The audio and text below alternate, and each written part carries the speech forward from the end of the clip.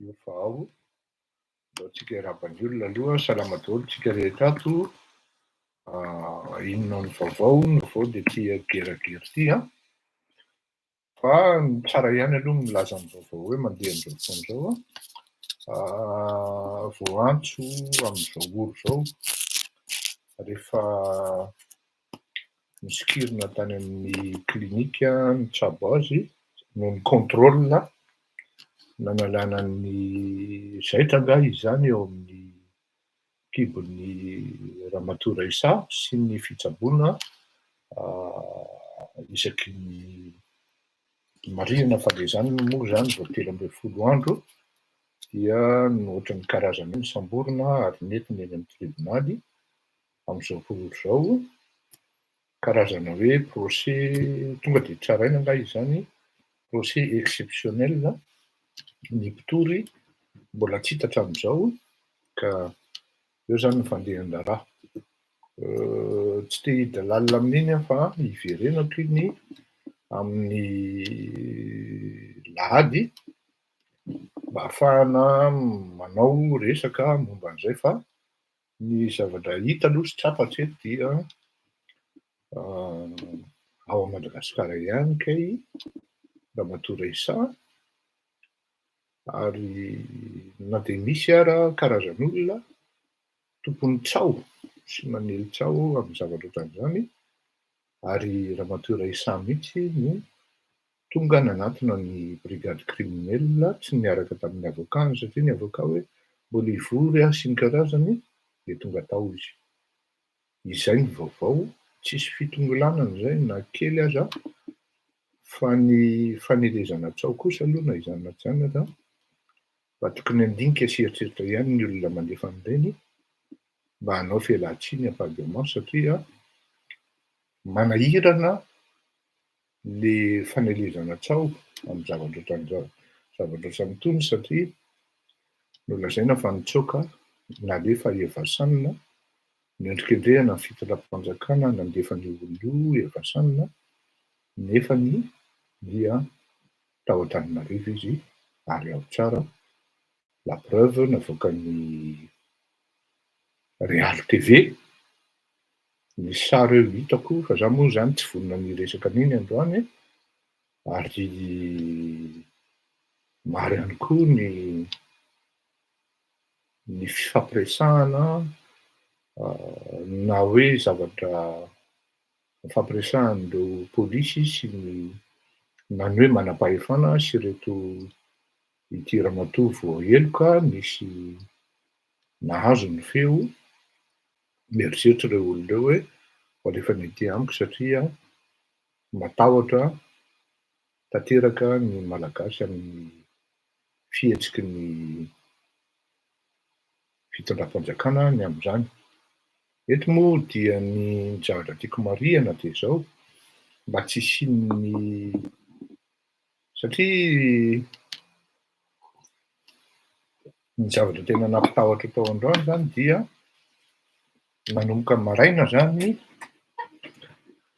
dia efa tany amin'ny BC ireto voantso ary mandrapatonga antsika amin'ny teny izao mbola tsy nody ity zaza 13 andro ary mety hisy risika koa zany hiditra any am-ponja hiaraka amin'ny reniny.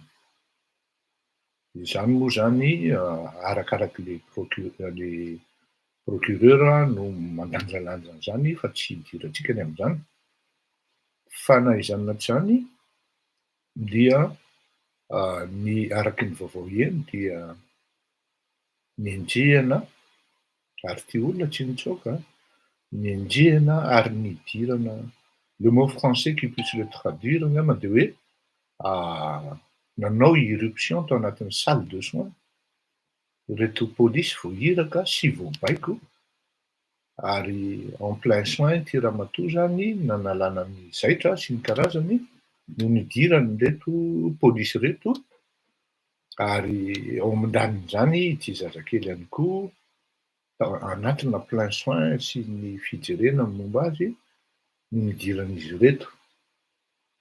Ary rehefa tonga ny hariva hoe ody dia hoe tsy mahazo mihetsika eo nareo Ary tsy nahazo niditra ny tômôbilina akory ara, fa teo amin'ny arabe dia asandra nidiran'ny rivotra teo le zazakely de miverina tao amin'ny klinika indray, ary nibotsina mikibon'ity zaza dia nividanana fanafody maika de maika izany rehetra zany tany amin'ny am'valo sasany alina, am'sivy sasany alina ihany koa. Zay zany ny zavatra mitranga am'zao zao dia tsy fantatro intsony hoe inona ny zavatra mitranga any na ahoana fa iny Real TV nandefa iny no vaovao farany hita zany raha antsika nahita ny amin'iny zavatra iny. Samy manana ny eritreritiny rehetrarehetra, fa ny ahy manokana aloha ho azonoko ary d'ailleurs tsy hanana eritreritra am'zany aho satria araky ny lazaiko anareo hoe ny fandaharantsika dia on doit toujours rester technique, tsisy état d'âme na kely akory ara am'zavatra mitranga satria misy olona mihaino tailana foana ary tsy de mampety ny olona loatra ny fomba resahantsika ny lalàna sy ny procédure tokony iarahana, le izy zay misy le mijery mitailana ary reny olona le manatailana zavatra reny no tena manahirana am'le firenena malagasy satria ny zavadrehetra marina aloha fa samy manana ny fijeriny kanefa ny raha ny zavatra mitranga no afangaro politika isakin'izay mandeha dia manahirana ihany ny fampiresaka amin'ny olona obtus, têtus sy ny karazany am'zany ka mila zavatra araky ny teniko hoe de qualité tsika ary teknika mitombona no entina eto amin'itony fandaharana itony fa tsy afaka mihanao improvisation na hoe eti-po fotsiny eo de iteniteny foana am'zavatra mitranga. Lôzika tsy maintsy hitrangy ny momban'ny ramatoa Raisa iny satria ny antony dia mazava hoazy mafana be ny zavatra voakitika ary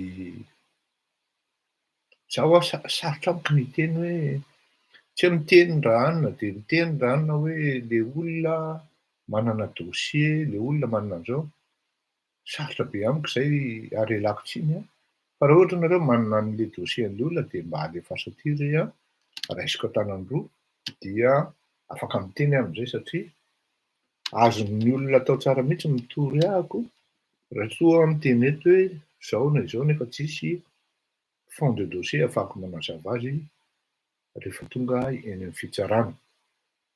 Zay zavatra zay zany ny ampitera-doza zay raha ohatra manaonao foana manao an'itony zavatra itony. Ary eo no mahatonga an'le hoe fa maninona tsy lazainao momba ny Raisa satria izaho tsisy proof eto an-tanako. Ny ononon-dranona sy ny nononon-dranona ve no andeha ataoko bazina analyse na hoe azo atao source sy piste-na investigation reny ary vérifiena méticuleusement fa tsy izany andeha handany andro amin'ny resaka Raisa raha ohatra hoe tsy hitondrahako, tsy hitondrany am'le intérêt général le izy eritreretin'ny malagasy hoe ny hanatsarana ny fiainan'ny malagasy amin'ny fivelomana sy ny fitadiavam-bola ary indrindrindrindra amin'ny resaka fitondram-panjakana, anaovana pression ny fitondram-panjakana. Mety miteny nareo hoe miaraka manao kolikoly amin'ny fitondram-panjakana dia alefaso le proof e, fa le ono manko raha nisy olona tratran'ny diabolisation taminatin'ny fitondrana politika malagasy dia ratsiraka didia ny tratran'izany ary tena victime mihitsy. Raha misy tratran'ny ono tao anatin'izany fitondrana malagasy zany de Ngiahery Rajaonarimampianina nitondran'olona vatapaty mihitsy tery an-dalambe tery ary victime mihitsy ramatoa vadiny Voanga Rajaonarimampianina. Ary ny zavatra mitranga am'zao fotoana zao dia lasa misy an'izay phénomène zay ary misy zavatra manahirana ihany ao amin'le firenena malagasy, zavatra miseho zany hoe ny mpanao pôlitika lasa midelira amin'ny zavatra hafa ary manahirana ary tena faran'izay manahirana ny zavatra mitranga. Ka zay no mahatonga hoe mila maka recul, mila mieritreritra ary tsy mitantara fa tsy ny zavatra ananana, porofo eo am-pelatanana ny zavatra tantaraina satria raha mieritreritra ny tena hoe olona matotra, indrindraindrindra miteny hoe misy karazany olona miteny hoe nahita fianarana nefa ny zavatra tenenina dia ny atsasany na 70% ny zavatra tenenina dia tsao avokoa satria mamenatra ho azy zany miteny hoe ary miteny ampahibemaso hoe lasa nalefa nitsoaka, Evasanina, fitondram-panjakana mihitsy ny voaendrikendrika. Nalefa ny fanjakana, natao Evasanina Ramatoa Raisa. Io izy moa ao amin'ny fitsarana izy amin'izao ora izao,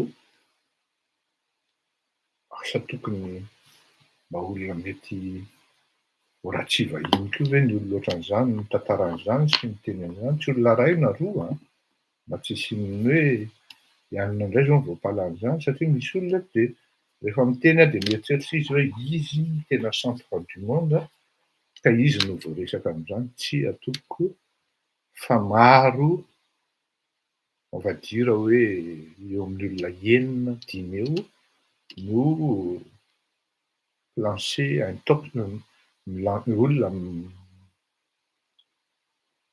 au lieu de lanceur d'alerte zareo dia lasa lanceur d'intox.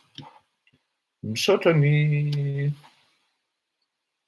mahery-lanto ahako amin'ny intervention tamin'ny maraina ary mino aho fa niainga tamin'ny fanadihadiana nataony ireny ka dia sady joindre se rejoindre mihitsy ny fanadihadiana nataony amin'ny rahalahy ary matoa tonga ohatran'izay, mbola marieko any fa izay sy mahery-lanto ho an'ny tsy mahalala dia tsy mifankahazo, zay tsy miady fa na atao amin'ny Facebook ara dia ny olona moa no mitantara dia mandefa capture d'écran ty ihany koa ary miditra ao anatin'ny pageko mihitsy alefany ao le compteko mihitsy ny extrait na ny entièreté ny zavatra nidéclareny, le bomba zany dia mazava ho azy fa izy aloha zany tsy mihaino ahy na koa tsy mihaino azy fa ny olona mandefa an'izy fa rehefa namaky an'ilay izy dia gaga hoe ny zavatra nolazaiko tao anatin'ny farafahakeliny izay 20 andro no mikabeazany tao entre autres hoe ity zavatra ity dia misy opération ngeda be ho tonga any amin'ny déstabilisation ary na ny opposition ary fa nampitandrina manko tamin'izay na ny opposition ary tahakany hoe ry Marc Ravalomanana, ray aman-dreny Marc Ravalomanana manaja foana tsika na aiza zany, ny filoha Hery Rajaonarimampianina, ny ray aman-dreny Ratsirahonana, ry président ny fédération africaine, confédération africaine milaza azy, ny judo ry Siteny Andrianasoloneko dia mety tavela sur place fo lasa ny olona ao anatin'ny fitondrana ihany ny fitondrana ary amin'izay fotoana izay ny malagasy dia voafitaka ary tena voafitaka satria mieritreritra izy hidina eny an-dalambe nefa ny olon-kafa izay ao anatin'ny fitondrana amin'izao fotoana izao ihany no hiezaka handrombaka an'io fitondrana io. Ny zavatra mitranga manko dia izao be loatra amin'izao fotoana izao ny fakam-panahy ny zavatra mitranga ao anatin'ny firenena, be dia be ilay fakam-panahy satria izao zany vao manomboka mahalala hoe hay ny production aurifieran'i Madagasikara na ny hoe ny famokarana volamena dia misy karazan'olona réseau anankiray tena mipetraka mihitsy mahatratratra any amin'ny mahatratratra any amin'ny 700 kilos par mois na 2 fois par mois no mivoaka Madagasikara. Mamelà anareo tsy hiteny hoe ahoana ny ivoahan'izany satria manjary marina ireto mpamoaka azy. Ary tsy vitan'izany fa Madagasikara dia lasa plaque tournante-ny transformation ana cocaïne. Tonga avy ao Tamatavy dia miakatra any Antananarivo amin'ny toerana anankiray ny transformation, dia avy eo mandeha indray mivoaka any Madagasikara dia exporté. Tsy hiteny koa hoe ahoana ny fandefasana azy satria tsy afaky miteny an'izany aho noho ny ankety manana envergure international amin'izany zavatra izany. Fa atsiko fotsiny izany mba ahafahanareo mahatsapa hoe ity fandarana ity anie tsy karazan'ilay fandarana hoe avy ianao midiscrédité dia havita ianao, tsy ihany ilay izy. Ça ne m'atteint même pas au niveau de ma cheville, on va dire. Tsy mitovy ny tokotany ilalaovantsika. Zay aloha hazava zay, tsy mitovy ny degré-n'ny zavatra atao, tokony ho fantatro izay, ary tsy entina hoe ireharehanana nanaovana an'izany, fa ny asa araky ny fivoaran'ny asa sy ny fivoaran'ny tena koa par la même occasion. Tsy hoe rehefa tonga aty an-dafy aty dia vao mainka ny vary lavo, ary na vao mainka vidin'ny olona amin'ny zavatra tsisy dikany dia iny manjary manaonao foana. Izay ny zavatra rehetra, ary io resaka raisa io ny zavatra azoko tenenina dia zao: na raisa na ireto olona voatonontonona ao anatiny io dia samy voaringoringotra daholo amin'ny zavatra tsy mety natao tany aloha na mbola mitohy amin'izao fotoana izao. Ny mampagaga moa dia zao: misy ny plainte directe momban'ny volamena sy ny zavatra hafa mipetraka any amin'ny PAC sy ny Bianco, fa tsy voantso ireo olona voatenindreo sy voasoratra amin'ny alalan'ny plainte izy ireo zany. Ka araky ny teneniko anao hoe, araky ny teneniko antsika hoe ny zavatra ohatran'izany dia manahirana satria manahirana satria ny zavatra mitrango amin'ilay firenena dia avy any amina institution anankiray mihitsy, tsy présidentielle aloha hazava zay, no miaro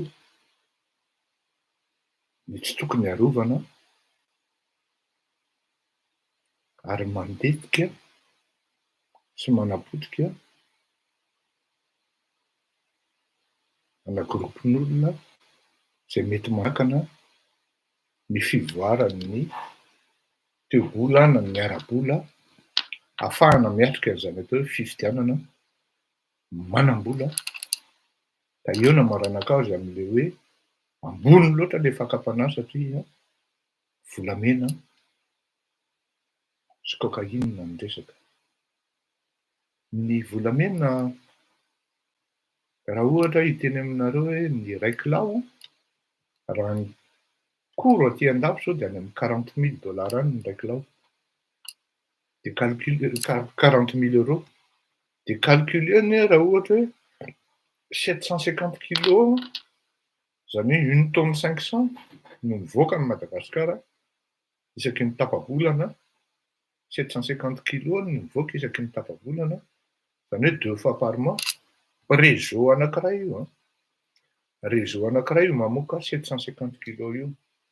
Raha ny relevena zany nefa ny ankety amin'izao fotoana ny investigation am'zao fotoana zao, rehefa manao an'ireny zavatra ireny manko tsy maintsy misy ny fomba sy ny teknika fanaovana azy, ahafahanao mahazo ny renseignement sy ny information. Ka izay le zavatra mitranga dia ho averiko manko zay zavatra hoe hanerenana hoe misy teknika sy fomba atao azahoanao ny information sy ny renseignement rehetra de ahafahanao mahalala hoe en fait ao Madagasikara zany ny tena marina misy gropy eo amin'ny anankefatra eo araky ny lazaiko omaly no tena manao sy miandraikitra an'io zavatra io, ny resaka volamena ary ny anankiray am'izay no tena ngeda ary gropina de ny faharoa koa ngedangeda fa le voalohany de tena miakina tanteraka amina olona matanjaka ao amin'ny fitondram-panjakana.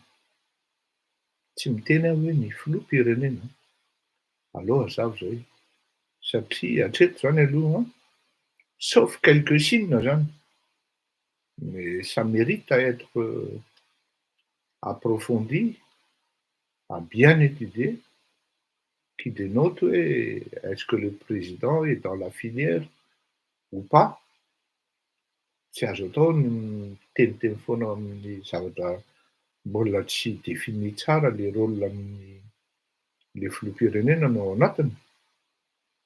Fa ny zavatra fantatra aloha dia efa fanoloana an'izao angamba ny tantaran'ity zavatra ity hoe tany amin'ny volana septambra 2021 tany nisy expédition saky niainga tao Tamatavy, gasy sy sonono tao anatin'le jety privé de mitondra hatrany amin'ny 500 kilos andeha hiala any Madagasikara fa tsy navela ny filoham-pirenena nandeha ary ny secrétaire généralin'ny présidence no nivarotra aina tam'izany ary voatseritreriny n'ity olona ambony ao anatin'ny fanjakana tam'izany andro zany ary rehefa nitaraina tamin'ny président ny filoham-pirenena Andry Rajoelina ity secrétaire généraly de niteny zany hoe le filoham-pirenena zany tsy te haloto am'le olona de ngia secrétaire généraly no nitereny hoe raisiny adidinao, sakananao tsy mahazo mandeha io. Eo zany nindro kely am'le zavatra hoe maninona le filoha no tsy miseho miendratra ary maka décision ferme hoe tsy mahazo miainga io avion io, mijanona nareo fa ireto subordonné zany na ireto collaborateur no miditra amy lalina. Zay zany ny anaka zay no préciseko tsara hoe maninona no misy an'izay tsy fandraisana andraikitra zay kanefany tsy midika izay hoe ao anatin'le filière izy na ao anatin'le réseau, fa misy zavatra hafa zany zay mbola tsy azoko tenenina eto ny aminy satria mizara maro andrasana anankiray andrasana amin'ny fitondrana io par rapport am'izany rehetrarehetra zany. Ho avy ny fotoana ahafantarantsika an'izany, ho avy ny fotoana koa mety tsy ahafantarantsika an'izany mihitsy, fa tam'le izy zay vao laissons les choses évoluer zany et prendre place et qu'on prenne le temps de notre côté. Zay angamba ny tsara lazaina amin'iny. Ka raha hamarana ny amin'ny resaka volamena sy ny drogy de tsy afeniko fa efa nahazo menace aho ary raha am'izao fotoana izao misy karazan'olona miezaka mafy mi-discréditer anahy tsy tokony hataitra anahy zany satria ny antony de zao takany afo ihany ny zavatra rehetra zany rehefa manakaiky an'le entre ianao dia mihamamay ary mihamamay be, ka raha tsy manana protection tsara ianao zany de doran'ny afo ao ary may eo. Protection tiako tenenina eo zany de fahaizanao mandahatra ny dossier-nao sy ny fiarovan-tenanao Ary indrindraindrindra miankina koa amin'ny mpiara-miasa aminao satria raha mpiara-miasa maivamaivana dia hitondra anao any amin'ny fahaverezana fotsiny, mila ilaina zany ny sécurité, ilaina ny sécurité amin'ny zavatra atao, fa tsy manaonao fotsiny ary mila dossier en béton satria ny zavatra endrehana dia matanjaka ary puissant na resaka ara-bola na resaka araka organisation. Taddio fa ny ratsy manana un pas foana na deux pas alohan'ny ino diso teo ny mpanao investigation na ny mpanao enquête. Mazava ho azy fa il ne suffit pas d'investiguer, il ne suffit pas d'enquêter. Raha ohatra ianao manao investigation fotsiny, manao enquête fotsiny ianao nefa tsisy résultat any amin'ny hoe possible na éventuelle arrestation internationale surtout, de tsisy varany ny anaovana an'itony zavatra itony. Eo no mahatonga hiteny hoe azafady tompoko, tsy mitovy ny sehatra ilalaovantsika, eo no mahamafy ary mahatonga ny Rakotomalala Fleury tsy hijanona ary mbola hitohy, fa de zay tsy possible hijanona ity na ohatra ary hoe inona diso ny zavatra ataonareo any ambadika any tsy ahoako, ozy ajojojo zay tsy ahoako. Ok, hiditra amin'ny resaka rosiana sy ny ukrainiana tsika. Zao ny geneziny izy no tantaraintsika aloha ary hiezaka mihitsy mba tsy ho teknika be amin'ny zavatra tenenina eto satria misy zany ny côté efa fantatry ny olona rehetra hoe bon firaisana sovietika. Za zao mahita ny mbola Andriamampianina io, raha ohatra hoe misy olona malagasy zany ry Jean Ravelonarivo, ry ialako tsiny fa efa maty moa izy, ry Gara Jean Robert, ry DG Nkrumah koa tany firaisana sovietika tamin'izany andro no nianatra, ry Jean Ravelonarivo moa sady formé pilote tany, no formé ihany koa tao anatin'izany atao hoe réseau ana espionnage. Mahay iny raha resaka espionnage satria formation russe izy sady formation frantsay, ankoatra ny maha-pilote azy zany tsy midoko anazy aho akory. Ao koa misy an'ity neveu sa zanaky i Mananiala, miasa ao amin'ny FOP angambany izy zay mahay momba ny resaka à la fois ny URSS sy ny Fédération de Russie, izany lavitra noho izany. Ao anatina gera anankiray dia misy zavatra telo na efatra no atongavana any amin'ny ady na hoe gera zany. Voalohany aloha ny tantara tany aloha, de samy malaly tsika fa zany Ukraine zany na zany firenena ukrainiana zany de tao anatin'ny URSS tamin'ny andron'ny Gorbatchev sy ny karazany, ary raha tsy diso tamin'ny Gorbatchev ny farany nisian'ny Fédération de ny URSS zany, Union République Russe zany raha ohatra zay Union Sovietika zany, zay ny tsotra indrindra sady tsy sarotra ny miteny azy. Ka tamin'izany andro zany dia tena natanjaka ary tena natanjaka ny firaisana sovietika, raha zay no ilazana azy. Taty aoriana rehefa tonga ny nampiraisina aloha zany ny zareo ino izy teo, zareo Allemagne de l'Est sy ny Ouest dia nisy ihany koa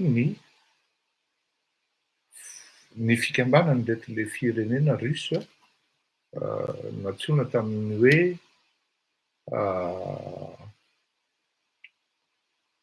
CSI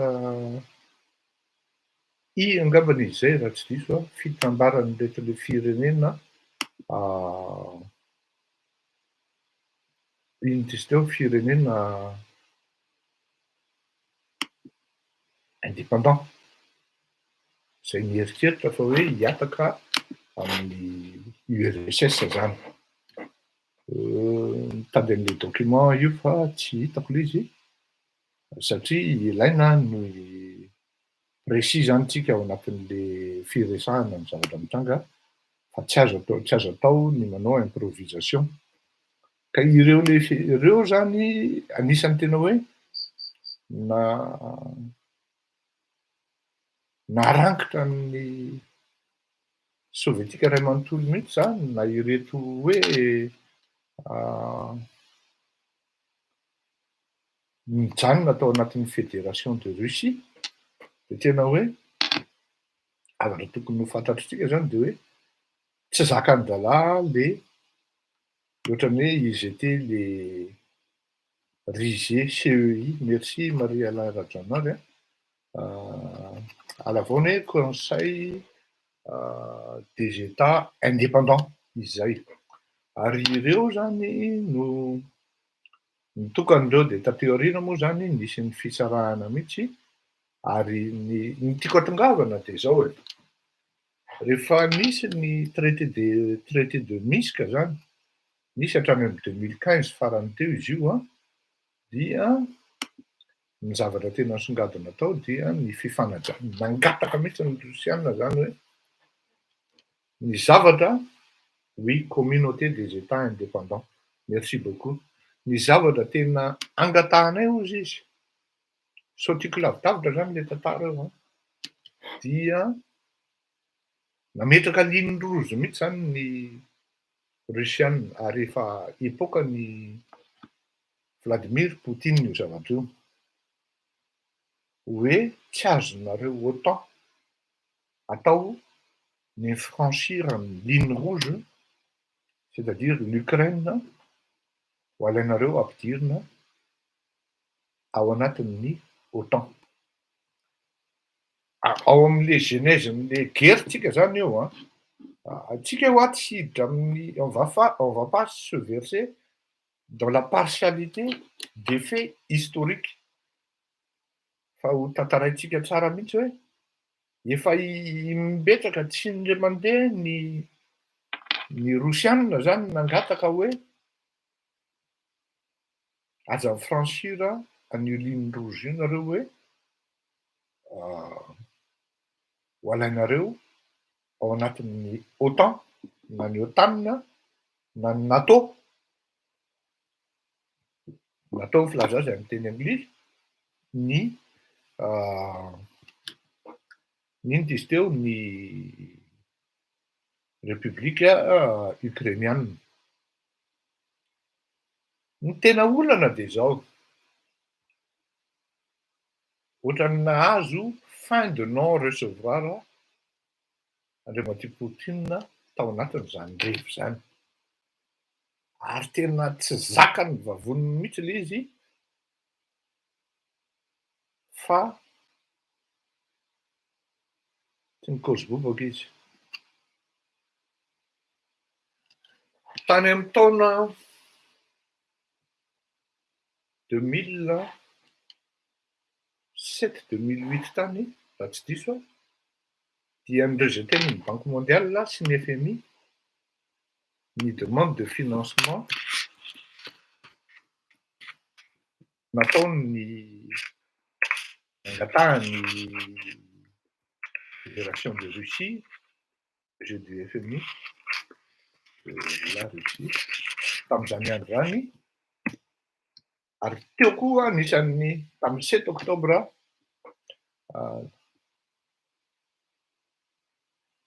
no tamin'ny andron'ny 7 oktobra 1999 zany tamin'izany andro zany no nisy niteny vava-miotra nataon'ny FMI momba ny Fédération de Russie zany ary nahatezitra sy naharomotra ny deuxième bureau na ny ireto miandraikitra ny renseignements généraux tamin'izany andro zany. Ny zavatra tiako lazaina zany de zao hoe nisy zany zavatra nataon'ny communauté an'ny pays occidentaux na pays na ireto groupena pays occidentaux zany tahaka ny hoe reto le OTAN reto, France, Allemagne, les États-Unis moa ao anatiny, fa marihaka eto fa Ukraine tsy ao anatiny. Ka rehefa nangataka zany ary io ny fampisoniavana mihitsy hoe tsy mahazo midepasy an'io ligne rouge io nareo a, kanefany nandeha zany ny hoe ampidirina ao anatin'ny Union européenne izao, ampidirina zao de mazava hoazy fa rehefa ao anatin'ny Union européenne dia voaprotéger automatique ny charte de l'OTAN zany, ny firenena anankiray. Ary io charte de l'OTAN io zany voateny amin'izao fotoana izao ny resaka hoe article 4 ao anatin'io, tsara jerenareo zay satria io article 4 io zany dia milaza fa isaky ny misy firenena anankiray na maromaro ao anatin'ny groupen'ny OTAN zany, OTAN, dia tsy maintsy mifampiconsulter zareo ary manambatra hery ao anatin'ny zavatra anankiray. Nanambana andriamatoa Dmitri Medvedev tany amin'ny taona tamin'ny 2008, premier vice-premier ministre izy tamin'izany, ary niteny an'izao teny zao izy hoe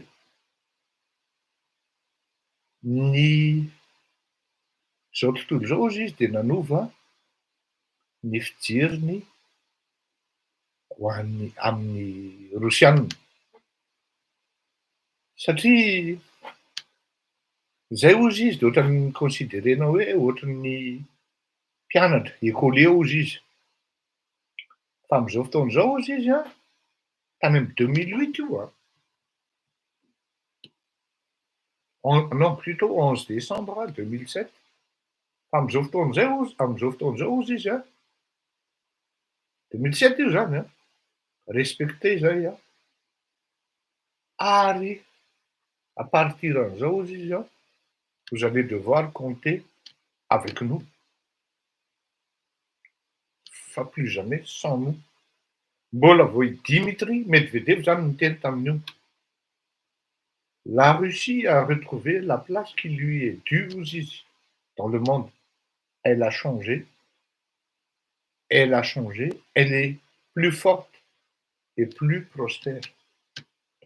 Zao fantoko nanambana an'izay nga Medvedev ary nametrahany an'izay cadre zay fitenenana zay devant les États-Unis, l'OTAN, l'Europe, ary napetrahany tsara mihitsy l'Europe ont connu une détérioration spectaculaire autour d'une série de dossiers aussi importants pour la sécurité européenne que l'installation d'éléments de la missile défense américaine en Europe centrale, l'avenir des traités sur les forces conventionnelles en Europe, FCE, et sur les forces nucléaires intermédiaires, FNI, le statut du Kosovo et la réforme de l'OSCE, dia nanova zavatra betsaka tao anatin'ny nitez teo fusion sy ny hoe tena hoe nahatonga ny Rosianina hoe tsy maintsy mivoatra tsika ary apetaka tsika ataontsika fantatro Europeanindreo hoe isika dia tsy Rosianina fotsiny amin'izao. Ndray andro ihany ny teny hoe un membre de la fédération russe, rehefa teraka izy, il pense à son pays et au monde pour le conquérir, autant pour les Américains. Zany hoe ireo firenena anankiroa ireo zany a, dia manana ny esprit de conquête ao anatin'ny toe-batany ao, ao anatin'ny sainy ao. Ary izay zavatra izay, tsara ho fantatritsika aloha fa né en 1952, le 7 octobre, nga Vladimir Poutine. Tsara ho fantatritsika izay. Ao anatin'ny tena hoe ao anatin'ny heriny izy zany, na dia hoe on va dire hoe presque 70 taona ary izy amin'izao fotoan'izao.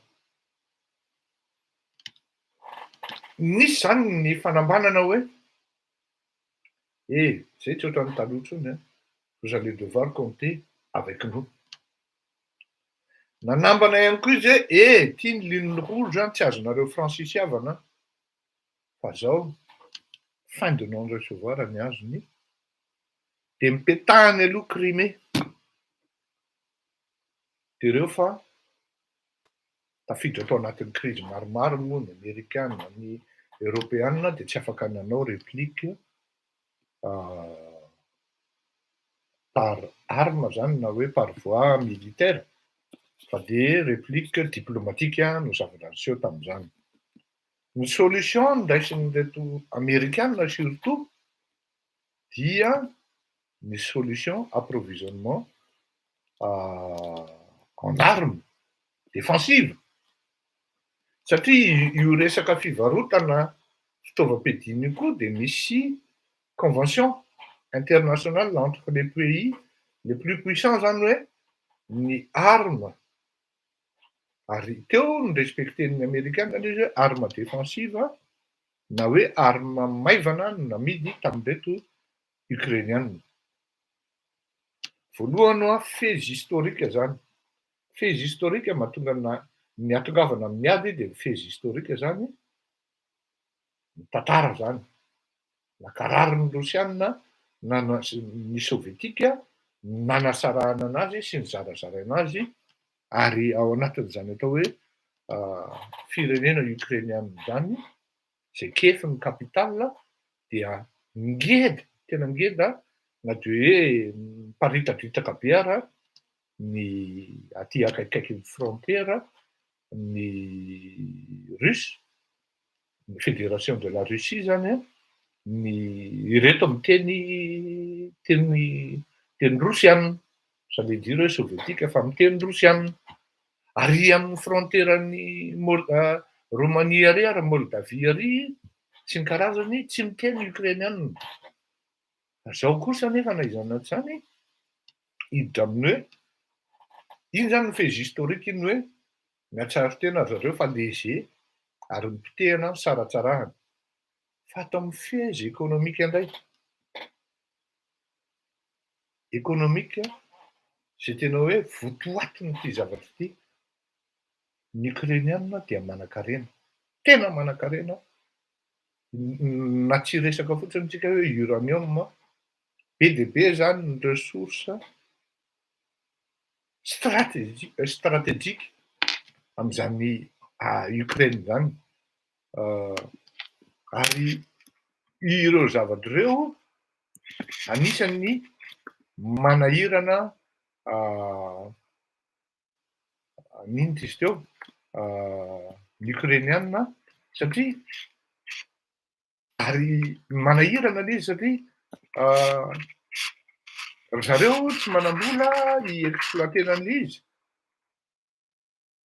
Kanefa koa maintsy ary eo le mahatonga an'le hoe ilaina le Europeanina amin'ny fananana vola, de lasa misambadidaka le izy satria mampiteraka fahasarotam-piaro an'ireto le Rosianina le izy. Satria ny Rosianina à la fois zavatra anankiroa, ny zavatra jerena ao anatin'le izy telo moa zany e, satria tsisy ny gera raha tsy zany a, dia ny voalohany indrindra ny historique dia ny fananana dia ny positionnement géographique stratégique. Mahatsiaro voatotohana ny Rosianina raha ohatra lasa membre ny OTAN i Ukraine satria lava loatra ary tena ngeda be le frontiera ifampizarany Russie sy Ukraine. Ary amin'izay fotoana izay dia mora ho an'ny inona izy teo, ho an'ny miaramila na ny agent d'espionnage na ny renseignements généraux ho an'ny ireto inona izy teo membre ny OTAN ny mampiditra espion any amin'ny firaisana Rosianina, Fédération de Russie. Kanefa na izany na tsy izany, eo no mahatonga an'ilay izy hoe tsy maintsy alaina ity Ukraine ity, na hoe poussena au grand maximum mihitsy ny fangalana ny territoire na dia tsy ho tonga any amin'izany atao hoe tsy ho tonga any amin'ny capitale any Kiev zany ny miaramila Rosianina satria izay zavatra dia mety hiteraka sy hitarika guerre mondiale on va dire. Dia eo zany les ressources économiques. Raha ohatra fotsiny tsika tsy resaka ohatra hoe ny fandalovan'ny gazoduc zany, zao moa le izy mandalo any amin'ny le Nord Stream 2 zany any amin'ny ambanin'ny ranomasina any amin'ny mer Baltique. Fa raha ohatra zany hoe ankoatran'izany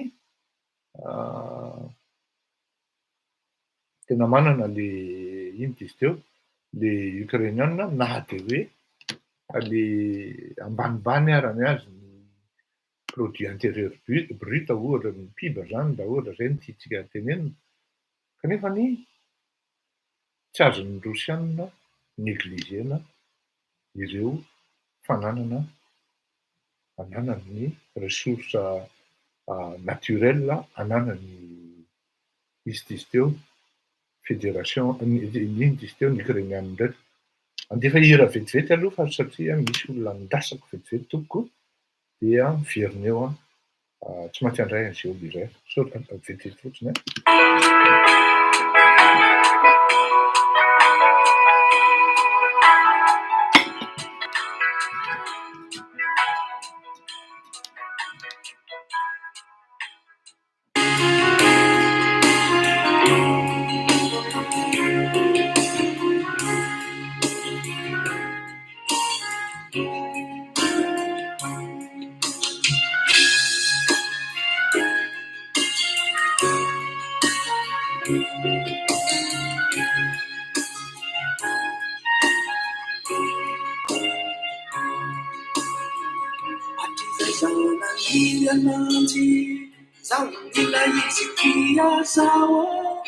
Ci fantakurana tifono che dare chissao na toko anzo sai na como yesi non da e parla mi piazza na guardia vicino tawaponi si repirebbe si tu vanandau modificavana nascia lontanitambe ci si raundavo curanga manifuana e papà modificavami abbia lontanitambe ci si repirebbe ci tu vanandau modificavana nascia lontanitambe ci si raundavo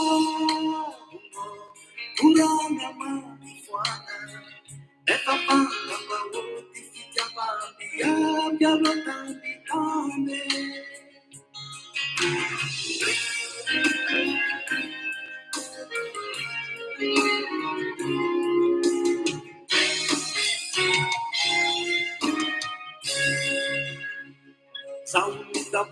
aminy zay mifiainanako izany afalianana tsy tompondina loatra tsongotsongo tsy efa Sangahanau dirayanero isoronto isoranelanaye Zau senazizikwa fangotunikiani Sisirebirebe sisisitusitu Fanatoku Odificabana nasagotambitambe Sisiraunda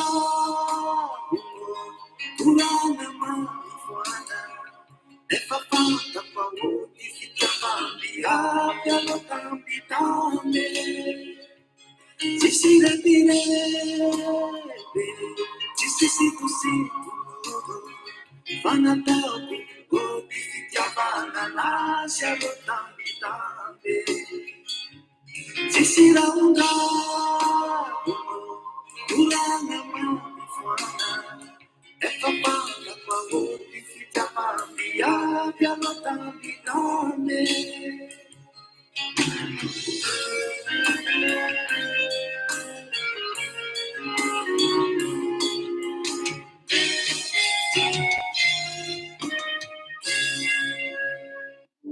Hey babes, Hey, where are we now? I want to work. You know I need you. Can you come? Sorry, I can't come. I'm working now. You're busy. Yeah, of course. Oh no. Why? No. It's okay. Rock and roll and I have a headache.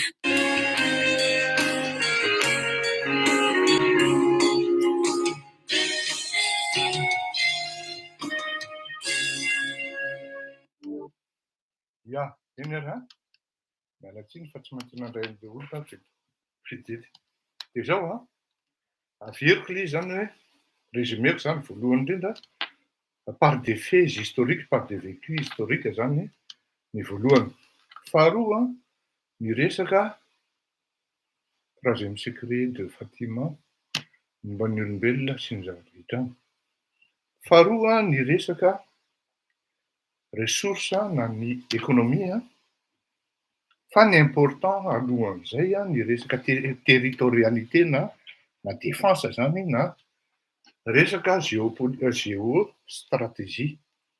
Fananiko natao farany ilay izy satria io no tena zava-dehibe mihitsy io zany raha resaka géostratégie sy ny géosécurité. Dia mazava ho azy manaraka ho azy ny géopolitique eo anatin'izay zany hoe natambatra anankiray zany ireo.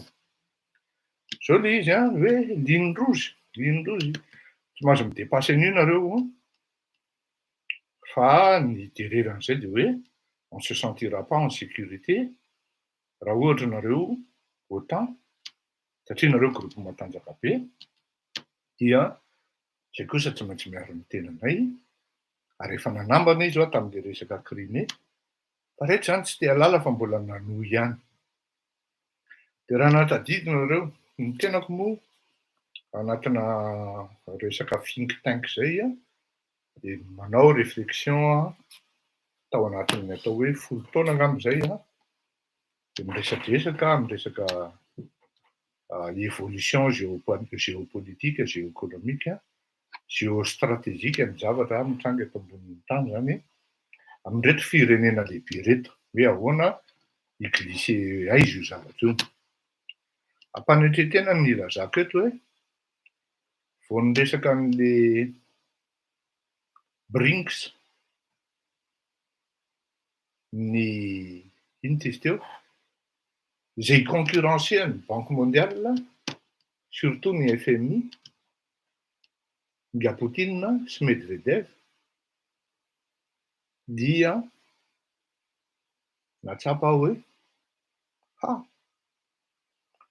misy raha donc ambadika ao nandeha koa ny fividianana club européen. Raha maharemarika nareo tao anatin'ny 20 taona teo eo zay ny fanamboarana stady zany hoe nisy opération préparation psychologique zany napetraky ny Poutine, c'est évidemment ny alliance na ny allié privilégié na premier allié an'ny Poutine de miseho hitan'izao tontolo zao de ny Sinoa. Ary d'ailleurs ny farany teo de ny tena hoe fifandraisana ara-tafika sy ny fifampifiarovana entre ny Sinoa sy ny Rosiana ao anatin'izay zavatra zay. Fa le nisehoan'le hoe BRICS zany de tato am'le hoe soi-disant aspect économique, finance.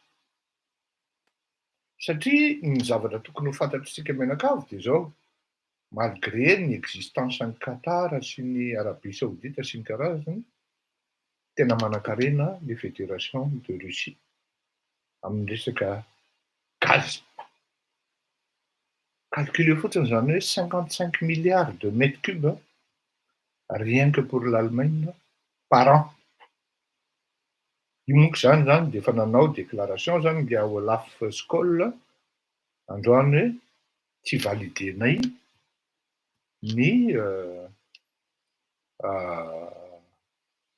autorisation zany na ny exploitation ny Nord Stream 2.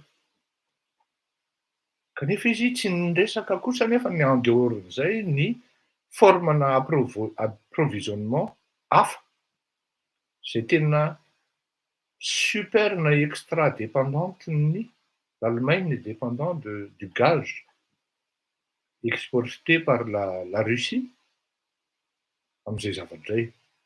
De eo zany, io zany anankiray hoe, iny zany de teneniko hoe mifandraindray manko le izy, tsy maintsy mifamatotra reo. Les faits historiques sy ny économique et financière sy ny stratégie zany ao anatin'ny hoe stratégie défense sy ny géostratégie sy ny géoéconomique ary ny ino dizy teo ny géopolitique. Izy no tafiditra anatin'ny piège. Ilay Rosiana, reto Rosiana sa ny Allemand, satria efa nanao déclaration sahady ireto, ohatra zao ny Qatar zao de tsy te hahita problème angamba zalahy de niteny izy hoe raha production 30-40% zany ozy izy, tsisy firenena mahasolo na maha-remplacer an'izany. Am'le resaka gaz io zany ein. Satria ny économie, ny énergie allemande zay ampiasainy zany de tena dépendante mihitsy ny gaz avy any Russie. Conséquence néfaste an'izay zany ho an'ny Européana de mety hoe miakatra ny vidin'ny gaz ety raha ohatra hidin'ny Rosiana ary ny robinet. Allemagne no touché voalohany fa hitatra aty Europe io. Kanefa iny zavatra mitranga zany de hoe anao représailles économique tsy hidirantsika any amin'ny conséquence izay resak'izay rehefa avy eo. Ato am'le territorialité zany na souveraineté na le hoe stratégie défense hidirantsika fahatelo. Tena saotisaotiko zany zavatra zany fa ty zavatra ty tompoko raha hazavainy ty tsy vita ty na ao anatin'ny adiny 5 ary. Zay mahatonga anahako hoe tena mieritreritra rapida be de inona no teneniko, inona no tsy ho teneniko satria ao anatin'ny lohako ao zany feno zavatra be dia be. Fa ny misintona azy ho avoakako aminareo manahirana be satria tsy maintsy zavatra synthétique mais tsy hoe plausible fa zavatra tena ao anatin'ny fait réel no tsy maintsy tantaraina aminareo fa tsy hoe hevitry ny fleurir koto malala. Fa ny fandaharako an'le izy ngamba no mety hoe zay ngamba no mety azo hitsarana an'le zavatra teneniko na tsia. Ka izao ato amin'ity le resaka géostratégie ty zany ny tena poumon io na hoe tena base-n'io zavatra io satria mi-se sentir zany ny Rosiana hoe tsy en sécurité izy raha lasa membre ny OTAN ny Ukrainiana ny zareo Ukrainiana zany. Azo adino fa nisy an'izao tantara zao, zay le fait historique zay. Rehefa nanambanambana ny Amerikanina any Sovietika dia nametraka fitaovam-piadiana mahery vaika izy tany Cuba. Anankiroa na telo izy zay na efatra tsy tadidiko. Ary hoy izy tamin'ny Amerikanina tamin'izany metsena eo fa tonga de eo akaiky eo le izy. Zay zavadray nampiovan'ny Amerikanina mihitsy tsy maintsy on doit s'approcher amin'ny dispositif de défense na territorial an'ireto sovietika reto tsika na reto rosiana reto, ary tsy maintsy ampatritraka reto na ino kidona na ino kianja. Le ampatitaka tratran'ny Amerikanina ny tanjona amin'ny fanasarasarahana le union zany. Am'izao izy sisa manko fédération sisa. Fa ato amin'le hoe expansion économique et stratégique tsy vitan'ny Amerikanina satria niazakazaka be tao anatin'ny 5 taona na 20 taona fotsiny ny teknôlôjia d'armement russe. Ary tena lasa matanjaka be izy amin'izao fotoana izao, ary tsy azo eritreretina akory ny tanjaka. Afaka miaro ny fireneny zany ny Rosiana, ary afaka koa maka sy manjanaka raha zay ny terme occidental ilazana azy, fa ny tena marina mirécupérer ny fireneny izy raha maka en Ukraine. Zao manko il y a des non-dits dans les communications, dans les informations occidentales. Tsy lazaina mihitsy hoe tao anatin'ny Union Soviétique anie zany Ukraine zany, ary firenena anankiray ngeda be natanjaka io, ary raha miaraka ireo de tena matanjaka. Ary izay zavadray ankoatran'ny hoe ressources naturelles sy ny puissance économique, zany hoe ifandrombana zany io satria manomboka miaina ny ressources économique ny firenena sasany ary tafiditra anatin'ny crise tanteraka, dia tsy maintsy mila marché nouvelle. Manomboka misestompe ny guerran'ny Palestine sy Israël, ary rehefa manomboka tonga saina, donc miaina zany ny fividianana fitaovam-piadiana. Zay tadidio fa anisan'ny mampidi-bola indrindra ho ana firenena anankiray, indrindra ny Amerikanina. Ary ty guerra anankiray ty dia azo loloavina tsara mandritra ny 20 taona na ho an'ny Fédération de Russie na ho an'ny Amerikanina. Zay zany anankiray tsy mahatsiaro tena ho en sécurité ny Rosiana tant que hoe valaina territorialement zany na même ny hoe souveraineté an'ny Russie zany raha ohatra tafiditra ao anatin'ny club de l'OTAN ireto firenena, ity firenena ukrainiana ity. De natao voalohany de nisy an'ireto le séparatiste, de nisy famonoana mihitsy kosa aloha tamin'izany, fa ny zavatra mitranga amin'izao fotoana izao de hoe tsy nisy génocide zany, nisy kosa tompoko le génocide tamin'izany andro zany, rehefa nangataka reto firenena ino izy teo ukrainiana. Firenena moa izy amin'izao fotoana izao satria séparatiste ny filaza azy tamin'izany, satria ny reconnaître Poutine le izy. Ary io koa zany mbola bakary anankiray io hoe reconnaître ny ONU ve ny demande d'indépendance na ny séparation an'ireto fireneny reto tamin'rehetra amin'rehetra, satria tsy manana intérêt mihitsy zany ny ONU amin'izao fotoana izao andà, satria tonga de mazava be hoe pro-occidental le président na ny comité na commission anankiray, ny commission manapaka an'izany ao anatin'ny ONU. Manahirana be io zavatra io, ary nen'ny Poutine moa de zao no anatin'ny lohany ihany no ataony ary ny azy ady hevitra be manko ohatra fotsiny hoe tany ampiasana zany androany de hoe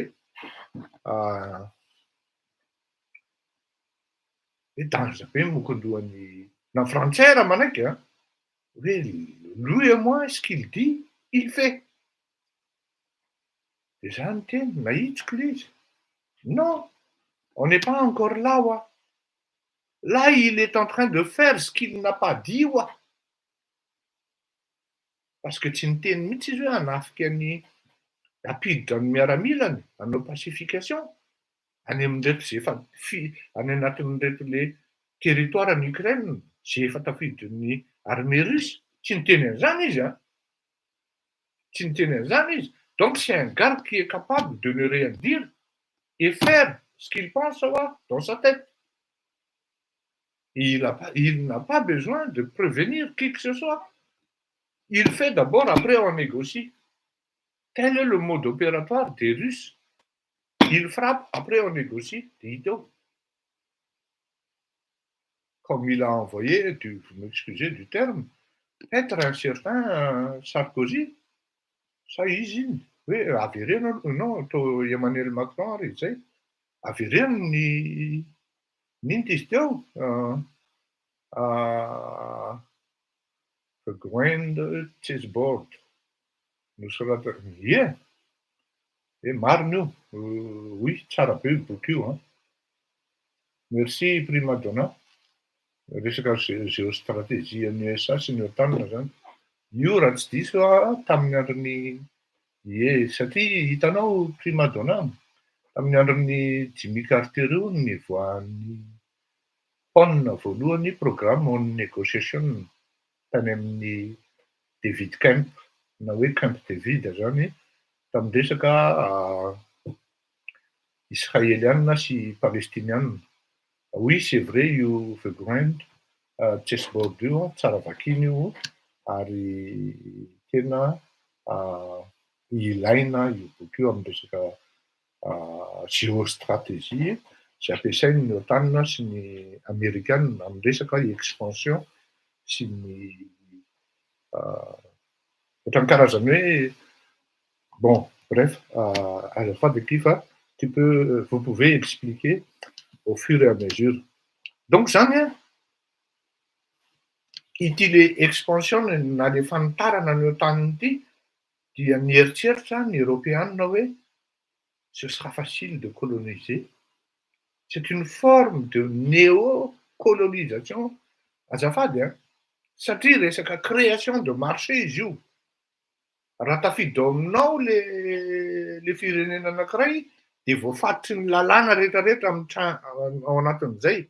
Ary zay mahatonga ny frantsay miditra miady mafy ao anatin'io resaka Union Européenne io satria marché anankiray ngeda be io ary tsara toerana ny frantsay ao anatin'io. Miaraka amin'ny Allemagne voalohany lohalaharana amin'io de ny frantsay ny faharoa.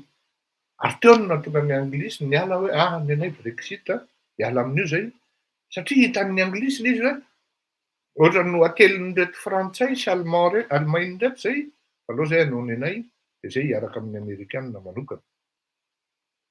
Any zany le izy ka rehefa mahatsiaro tena zany reto rosianina hoe kosa efa mihoatra kosa zavatra ataon'ny laisany de tout ce qui est ni Lituanie, Bosnie, Serbie sy ny karazany ohatran'izany zany non fa tsy mety efa mihoatra paozy izy Poutine iny izy iny dia tonga tamin'izay zavatra zay.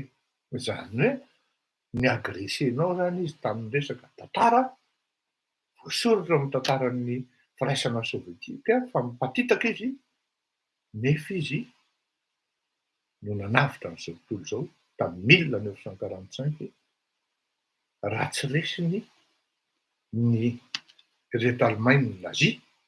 Zay no mahatonga ny Poutine hoe dénazifieny teny tamin'ny 4 maraina zany sa tamin'ny 9 maraina Ukraine dia misy dikany ngeda be zay hoe tena vonona izy hiditra ao anatin'le tontondry na hiditra ao anatin'le combat. Zay ny teniny ho averintsika eo manko ny zavatra teneniny avy eo ary mpitafanao zany izy tamin'ny tantara. De mbola avokoa ianao satria aza adino ny zavatra diniko am'le Nord Stream de nisy fanarahana tamin'ny Berlin, ny fanjakana allemand zany, ny fitondrana allemand zany sy ny États-Unis, ny Amerikanina hoe raha misy agression ataon'ny Rosianina amin'ny Ukraine de tonga de tapahanareo allemand ny ino dizy teo, ny gazoduc. De nifanosiny io am'zay zareo de ozy Poutine hoe tena menacé zay an. Any Tsaina eny zany de nanomboka nisy fiovana hoe menacé ty gazoduc ty, fa ho vitaitsika ihany ty. De io ny zavatra mitranga hoe vao nanomboka niditra ao anatin'ny territoiran'ny Ukraine ny Amerikanina de tonga de ozy nga Olaf Scholz hoe tsy validenay ny gazoduc Nord Stream na de dépendantiny io aza ny économie de l'énergie anay dia janona io. Ary eo no ho avy ny conséquence. Eo zany tsika mety hoe inona ny dynamique akaiky kokoa manko ny hoe conséquence satria raha miresaka dynamique dia matetika zavatra pozitiva no resahana. Fa ny conséquence dia mazava ho azy plutôt négative ny efa mipetraka sady ny ao anatin'ny saina. Petraka fanontaniana hoe niéchoué ve nga Macron en tant que hoe président frantsay sy ny Union européenne azy pendant 6 mois. Amiko manokana satria fanontaniana l'izy mipetraka am'rehetrarehetra am'zao fotoana zao hoe niéchoué ve izy, ao tonga de manao raccourci hoe niéchoué izy. Zao zavatra teneniko anareo. Raha misy diplomatie tena hoe sarotra vakina de ny diplomatie rosianina. Raha misy espionnage matanjaka eto ambonin'ny tany, ny ankalazaina manko de Mossad israeliana. Fa miala tsiny fa ny espionnage russe enjana be, surtout depuis amin'ny nahatongavan'ny Poutine teo amin'ny fitondrana. Averiko, raha misy diplomatie sarotra vakina dia ny diplomatie rosianina. Ary raha misy sampam-pitsikilovana matanjaka eto ambonin'ny tany dia ny rosianina. Inona ny antony? Ny rosianina, ils sont amis avec le temps. Quitte à attendre 10 ans, 15 ans, 20 ans, sarahanao mpanapitretaka ao, mpatritaka, za tsy hoe pour ny Poutine, aleo azava ny resaka. Fa zay manko ny problématika rehefa misy ny adihevitra ary ahitako loza am'tony le olona tsy de mataka-davitra tony ny sainy de lasa mahateniteny foana mihitsy amin'ny zavatra rehetra satria le saina fohy loatra. Fa ny zavatra teneniko eto de zavatra féréel ary zavatra misy ary maro ny olona mireconnaître an'zany hoe la diplomatie russe, attention. Sarotra vakina. Ary enrichissant le izy raha ohatra hoe arahanao sy vakianao sy se documenter anao ohatrany ataony izy teo, Prima Donati, satria ity manoratra hoe rosianina izy ty. De eo anao zany manao projection anao Ary indrindra fa hoe folo taona après marina ny zavatra teneninao hoe za ho ary zalahy. Ty Rosianina ty atahorako ty. Et ça ne veut pas dire que la Russie pourrait pourra soumettre le reste du monde avec la Chine, l'Inde, le Brésil, l'Afrique du Sud. Non. Tsy any nieritreretiko. Fa les démarches en question, sa stratégie est fascinante, enrichissante. Ary raha ohatra olona mieritreritra mitondra firenena, dia aleo mianatra Poutine. Toy izay hoe andeha hianatra, tena ataoko mazava ny teniko, toy izay andeha hianatra Joe Biden. Raha olona hianatra hitondra firenena, dia aleo mianatra Obama, toy izay andeha hianatra Bush. Aleo mianatra Bill Clinton, toy izay hianatra Hollande, François. Aleo mianatra à la limite Sarkozy sy Emmanuel Macron, toy izay hianatra indrindrindrindra François Mitterrand, toy izay andeha hianatra olona hafa ary. Ny tiako tenenina zany dia zao hoe c'est une école. Les gens que je viens de citer, ce sont des instituts. Tena zavatra tsy azonao laviny zany, ary tena lolovin'ny diplomatie mondiale loatra amin'izao fotoana izao, lolovin'ny Poutine loatran'izao, du moins jusqu'au jour d'aujourd'hui. Zay zany dynamique anankiray zay, conséquence anankiray zay hoe tandray am'lesy.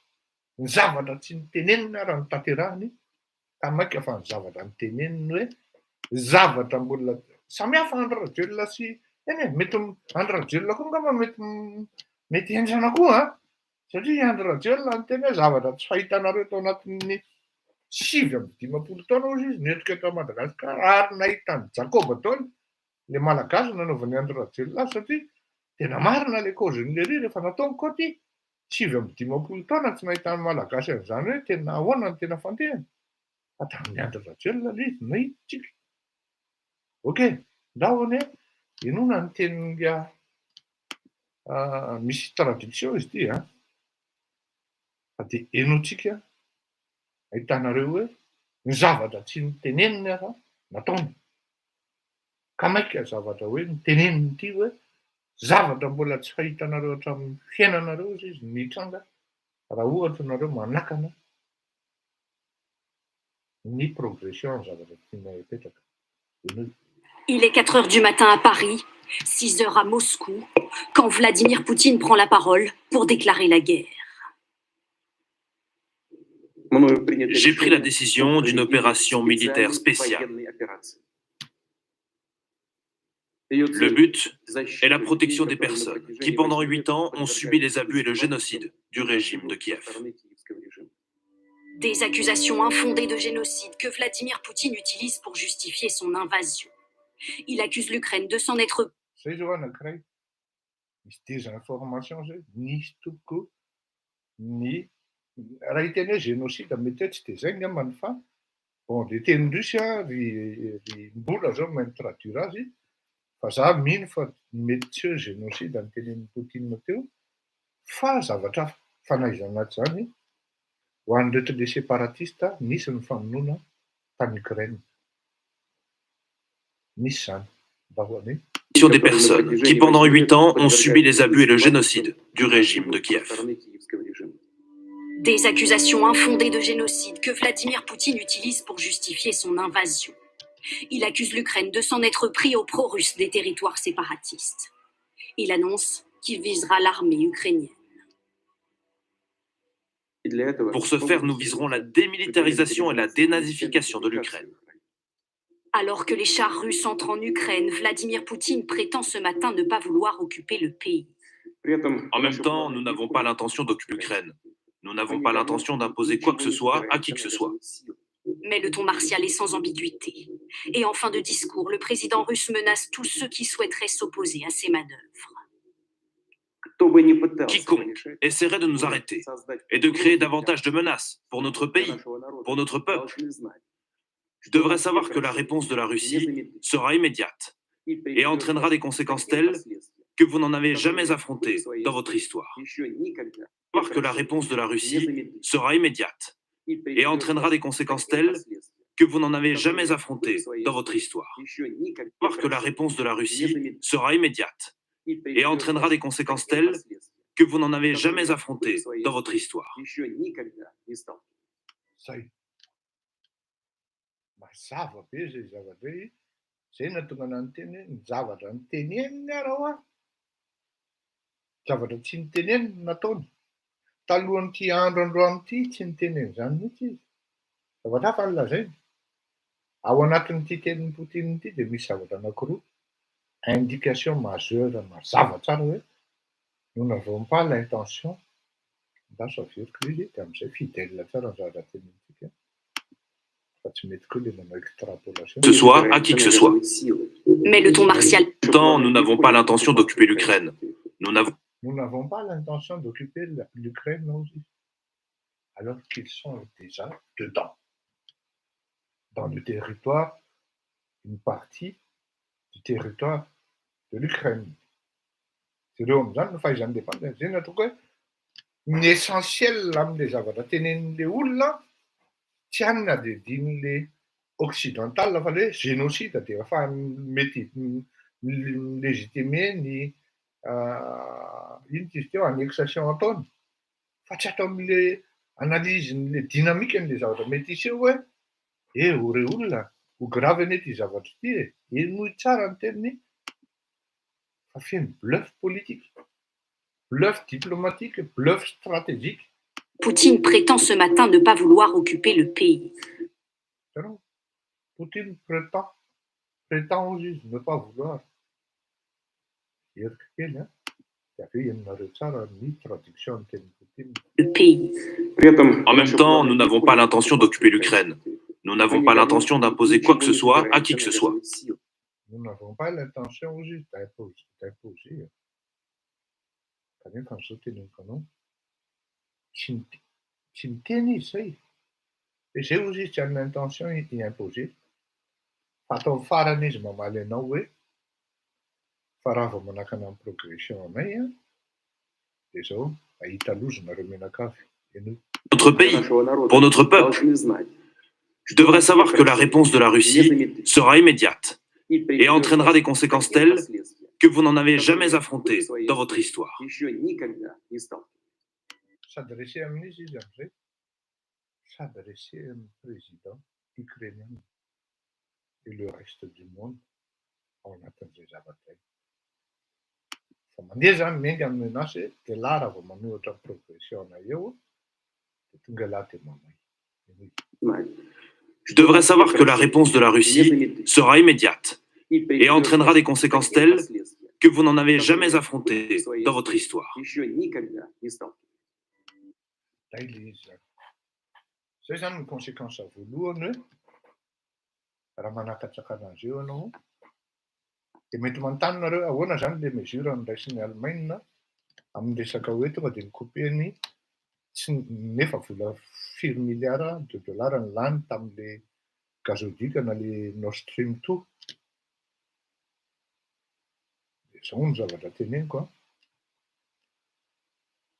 Ity guerre ity zany a ny zavatra ho fadin'ny Rosiana dia ny andeha hoe andefa missile solaire, non, sol, miainga sol dia mitotona sol na hoe bombe nucléaire na hoe quelle que soit la forme ataon'ny Rosiana mety hoe attaque militaire zany any Allemagne satria hoe tsy mivalidena le gazoduc.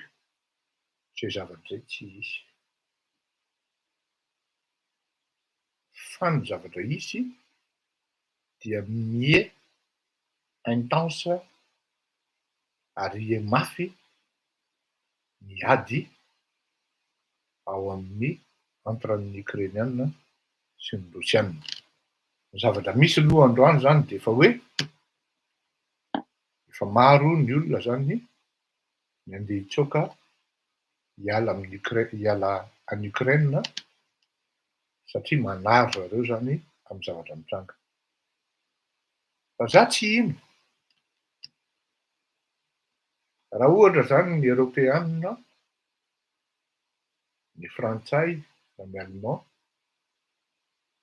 hoe mazoto ny opinion politika Frantsay satria androany ihany zao de efa mipetraka amin'ny tahotra hoe ny opinion zany ohatran'ny contre mihitsy ny andefasana vata miaramila andeha hiaro any Ukraine. Efa nisy parti lasa tany fa ohatran'ny mipetraka zany le réticence hoe finalement c'est pas notre guerre, ato amin'le mesure économique. Zay manko mahatonga ny jereo tsara ny olona ary zany tokony ianarana daholo zany e. Raha nianatra tamin'izany andro hoe Andry Rajoelina enjana anie ty combat ty any aminao rerina io nipetraka e.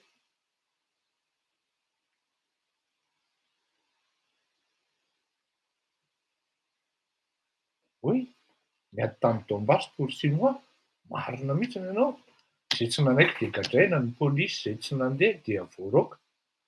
Hoe tsy vitan'izany fa fandrarahana sidra tarehan'olona sy ny karazany raha tadidinao. Misy zany. De famonoana olona sommaire, tonga de tsy hita porté disparu fotsiny ao. Zay le mahatonga an'izy hoe misy zavatra lazainy ny presse occidentale, misy zavatra tsy lazainy ny presse occidentale dia ny fandefasana vata miaramila zany hatrany Pologne kay no misy manaraka tsika. Oui, Pologne zao de efa ao anatin'ny Union Européenne, matatahotra izy amin'io fa zao ny teneniko anao safidy ihany. Ary eo no mahatonga anahy miteny hoe le diplomatie Rosiana enjana be. Ary mahay misaisir an'le opportunité izy hoe eto ty mipetahantsika. Adiniko ny teny an'le hoe nanomboka nidirana koa na ny élection amerikana na frantsay. Fa le atao am'le hoe eto ty mipetahantsika. Satria ny antony de zao, saotra anao miteny hoe Pologne ianao. Ny antony de zao tsy ao anatin'ny OTAN ny firenena ukrainiana. Dikan'izany tsy voafatotra ny OTAN andefa miaramila any Ukraine, hiaro any Ukraine. Zay satria tsy membre ny OTAN misaotra. Zay anie le mahafinaritra antsika eto. De mahatonga anahy miteny hoe tsy vitan'ny miresaka aneto fa olona manan-tsaina daholo no miresaka eto, tsy afaka miditra ny Ukraine, ny Frantsay sy ny OTAN satria tsy membre zareo. Hitanao zay? En même temps vous écrivez, en même temps je le dis. Donc zany tsy hisy ny fiarovana ara-miaramila raha tsy hoe ny OTAN ray manontolo miara-manaiky le bloc. Ray manontolo miaraka manaiky nefany isika miteny zao de tsy inona hoe hiditra amin'izany ny sasany satria ny sasany kelikely fofinaina ao anatin'ny OTAN io. Fa ny fanameloana no avy sy tonga. De atao am'le hoe efa mianonsa zany ny Européanina na ny occidentaux hoe mesure économique na représailles économique financier jamais vu et jamais vécu. Valin'le hoe raha manakana anay nareo de frappenay ozy izy ny Rosiana. Zay no raisin'ny reto Européanina. De amin'ny alalan'ny blocage-na Swift zany, de am'izao tsika miteny zao zany efa bloqué zany ny reto banque d'État Rosiana takany hoe VEB, de ny Promsviadz Bank. Tsy haiko ny manao anazy za aloha tsy mahay teny russe. Promsviadz Bank. Anareo mipetraka tany Russie taloha de mahalala an'izany. Ary io zao milaza mika zany hoe efa tonga mihitsy ny sanction américaine zany amin'ny resaka banky, inona moa fa tsy resaka transfert sy resaka swift no azo misakanana amin'izany. Ary efa mivory koa ny conseil Atlantique Nord tamin'ny androany après-midi, tsy haiko na tanteraka zay na tsy tanteraka, ny résolution an'izay mbola tsy fantatra hoe ahoana. Ny tapahany américaine le swift. Ka matoa miditra amin'ny combat io ny rosianina zany, hoe récupérenay rangany anay dia tsy se sentir en sécurité izy par rapport amin'ireto évolution progressive territoriale ataon'ny club de l'OTAN ary manimbatsembana satria lazaina manko hoe nouvelle donne géopolitique mondiale le izy. Je n'en suis pas d'accord. Tsy d'accord amin'izany c'est indray avis personnel, fa on revient plutôt il y a 25 ans de cela ou 25 ans de cela, ouais, on récupère ce qu'on a perdu. Zay zavatra mitranga. Ka raha iresakitsika zany hoe légitime ve le adiny rosianina maka sy mirécupérer ny ukrainianina, de raha zaho manokana aloha de raha izay io zany le dynamique teneko moa zany efa plus ou moins mazava zany ny conséquence an'izay, fa ny adiniko angamba de inona mety ho conséquence an'izay any Madagasikara. Tonga de teneniko anareo tsy te hipetraka amin'ny plasin'ny Rajiola. Tsy te hipetraka amin'ny plasin'ny Rajiola satria zao efa tonga tany Madagasikara, tonga tany amin'ny Océan Indiana, Emmanuel Macron tao La Réunion, de Ntsay no nalefana. Dia napetraka Emmanuel Macron amina strapontin mihitsy angamba, fa mety tsy nasy mihaja mihitsy India Ntsay. Satria tezitra izy, ary zany zavatra tsy fanao hoe alao raha hoe tsy tonga. Alao raha hoe tsy tonga toy izay hoe Pantin no alefanao hoe premier ministre nefa le olona rana président ana firenena mazoro, firenena matanjaka. Ohatran'ny hoe manompareny olona ianao sanatria zany amin'izany fihetsika zany. Zao lasa le renaka ny Russie, anko vareo ozy izy Emmanuel Macron. Ary tsy maintsy ho avy manko ny fifidianana ao anatrehan'ny ONU hoe ekena ve ty? De mifidy eo daholo de samy miara-mahita hoe anaraka ny avian'ny rosianina, Poutine ve nga iandry Rajiola, sa anaraka ny avian'ny européanina. Ary zay no nafetsan'ny Ratsiraka toka. C'est quelqu'un qui était visionnaire. Anisan'ny fondateur non aligné Ratsiraka. Ka raha vao manodidina gelina de non aligné tonga de manao vote blanc. Tsisy intsony amin'izao fotoana izao zany, de zay mahatonga anao hoe tsy te hipetraka amin'ny plasin'ny Rajiola satria zao actuellement le groupe Wagner est déjà présent à Madagascar. La France, tu ne peux pas renvoyer la France comme les Maliens ont fait, qui sont en train d'ailleurs de regretter actuellement.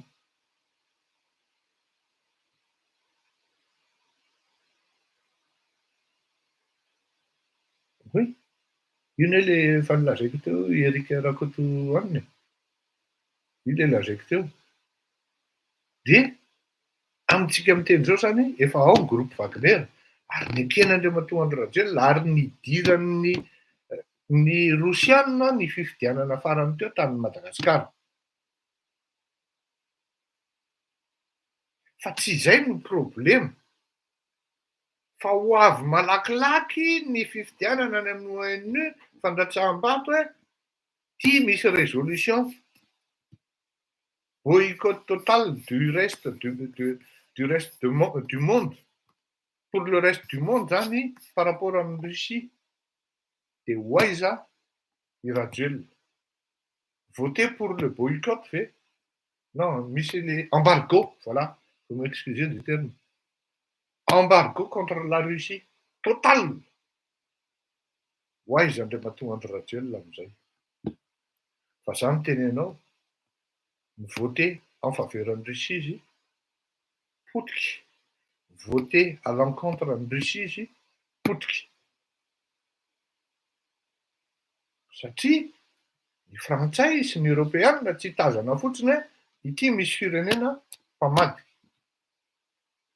Dia mety sy tsotra indrindra amin'izay fotoana izay atorika ianao Andriamatoa Andry Rajoelina tsy mamonjy an'izay fivoriana izay ary ovaina en même temps atao place vacante ny ambassadeur any États-Unis satria auprès de l'ONU satria raha tsisy ambassadeur ianao any dia tsy voatery hifidy ianao satria hitanao fa manora anao anie za.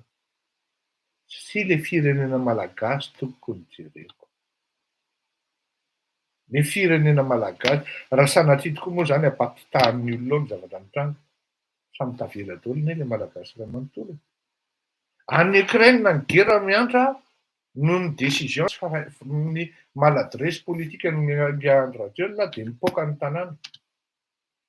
Mety hiteny ahy ianao hoe za hiaro an'ny Rosianina. D'accord. Fa tsy voasakanao koa ny zavatra mety azo adino fa ianao anie ambany be ny taux de popularité anao any Madagascar e. Il suffit d'un rien, d'une petite manipulation dia vita ianao. Torak'izay koa hoe za naraka amin'ny frantsay. Il suffit d'une petite manipulation dia efa vita ianao dia mety dia tsy makany ianao. Hita mamorona hoe niditra hôpitaly aty amin'ny Salpêtrière. Oui, en rouge d'or ny bourse-ko zavatra fampidépendre sady surtout ny coton'ny commodities sy ny énergie madame Gangingera. Any anie le conséquence an'io ary mihina zay no mahatonga anahy miteny hoe za aloha zany n'inona lazainareo e. Dia tsy mihina aho hoe ity coronavirus ity dia tsy miforonina izy io. Ny zavatra tena nanaitra anahy indrindra satria ny tena zany hoe manana kama mipetraka any amin'ny Moscou mihitsy dia mba mifampiresaka. Non, efficace be bainina le ina moa ny anaran'le Sputnik. Efficace be le Sputnik. Le vaccine ary zareo no anisan'ny nahita voalohany le anti efa manao karazan-drazany mamarana io et je fais du coq à l'âne, vous m'excusez. Efa avy eo manko manao résumé an'le anaty le ny zavatra niteneniko rehetra teo. Efficace be le Sputnik ozy izy le ry. Akamako izay zany dia impressionné aho hoe aty zany mbola mihinana mitady kirarony vaccine ahoana ny olona midoteny any. Any aty ny vahoaka manaiky manao vaccine tsy ny karazana ozy izy le dala zany. Gaga hoe. Dia avy eo le izy tany Chine dia ray Masivalo koa ny sinoa au bout de 3 mois 6 mois dia efa tonga dia s'atténuer koa le izy.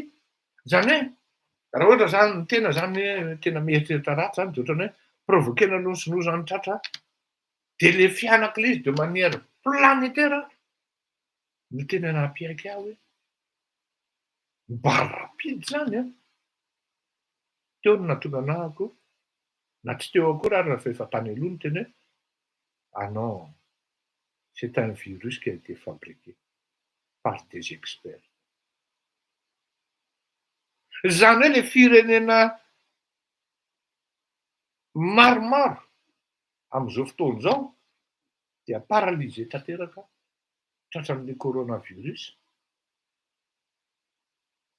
Ary tsy te hieritreritra andeha hiady zany hoe andeha hiady. Ary nisy préparation nalefa zany hoe bon andao atao entre guillemets ny coronavirus iny. Fa reto sériana coup d'état tany Afrika reto. Mary asa saina ary eo ambadika izay foana le groupy teneniko eto.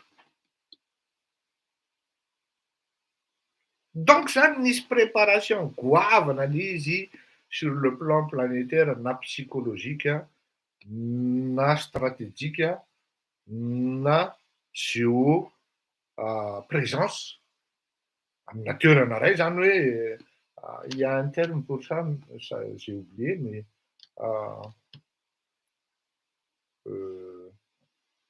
fa ho tadidiko ihany le izy fa ny présence hoe ato ametrahantsika zao, ato ametrahantsika zao, nareo ve de mieritreritra fa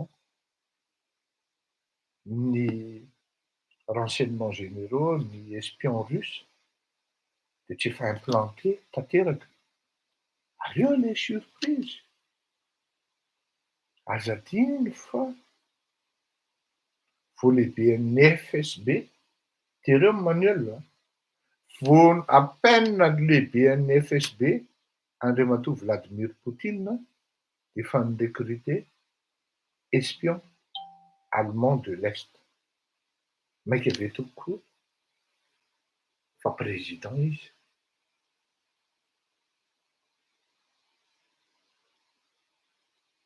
Tiako tenenina amintsika zany hoe ty guerre ty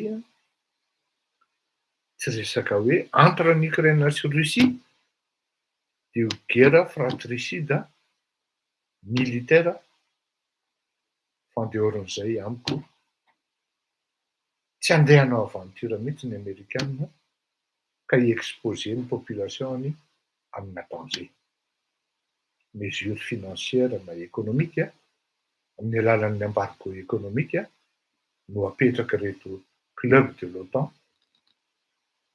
fa na ny andefa miaramila aza noho ny chartany OTAN dia tsy azony atao akory fa raha miditra amin'izany izy azonareo an-tsaina ve raha ohatra hoe sanatry iny zany,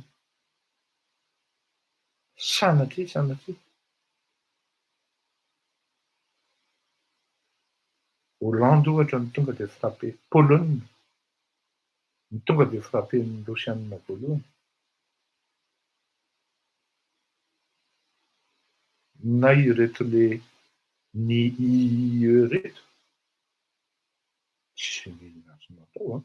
Donc manana intérêt mihitsy ny Européana, ny club de l'OTAN hiaro an'ireo petit ireo. Any ny sosiany ory zalahy.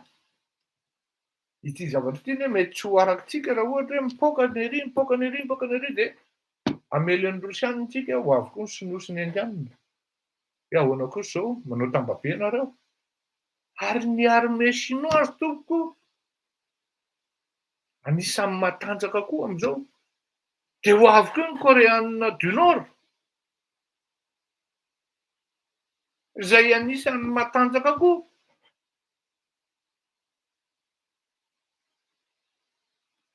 Pour résumer, tsisy hiditra amina guerre, andeha hifamatsy bomba zany, nandefa miaramila any ny Européanina, fato amin'ny embargo économique no zavatra iseho sans engagement, analyse miainga avy amina hoe efa zavatra efa elaela zany, satria araky ny teneniko hoe efa à peu près 10 taona teo eo niforonan' le think tank zay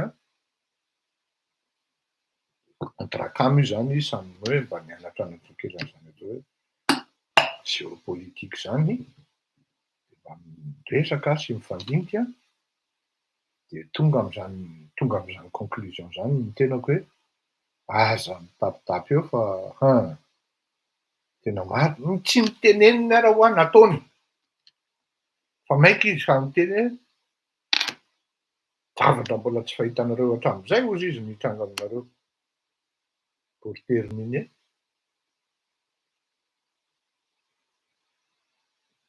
de le hoe niesoa ve Emmanuel Macron sa tsy? Amiko de zao niezaka leranga fa hafa ihany zany Poutine. Le gars il est rompu. Rehefa nanontany ty tena anisan'ny tena nahatonga saina hoe ianao ve namana sa? Fa maika izy fa miteny hoe zavatra mbola tsy fahitanareo hatramin'izay ozy izy mitranga aminareo. Pour terminer, de le hoe niesoa ve Emmanuel Macron sa tsy? Amiko de zao niezaka leranga fa hafa ihany zany Poutine. Le gars il est rompu. Rehefa nanontany ty tena anisan'ny tena nahatonga saina hoe say ennemi an'ny Europe occidentale.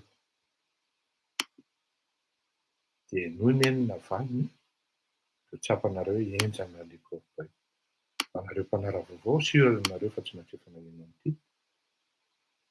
Fa tena manaika hoe za zany tsy afeniko betraka ny zavatra ianarana amin'itony filoham-pirenena na firenena matanjaka itony.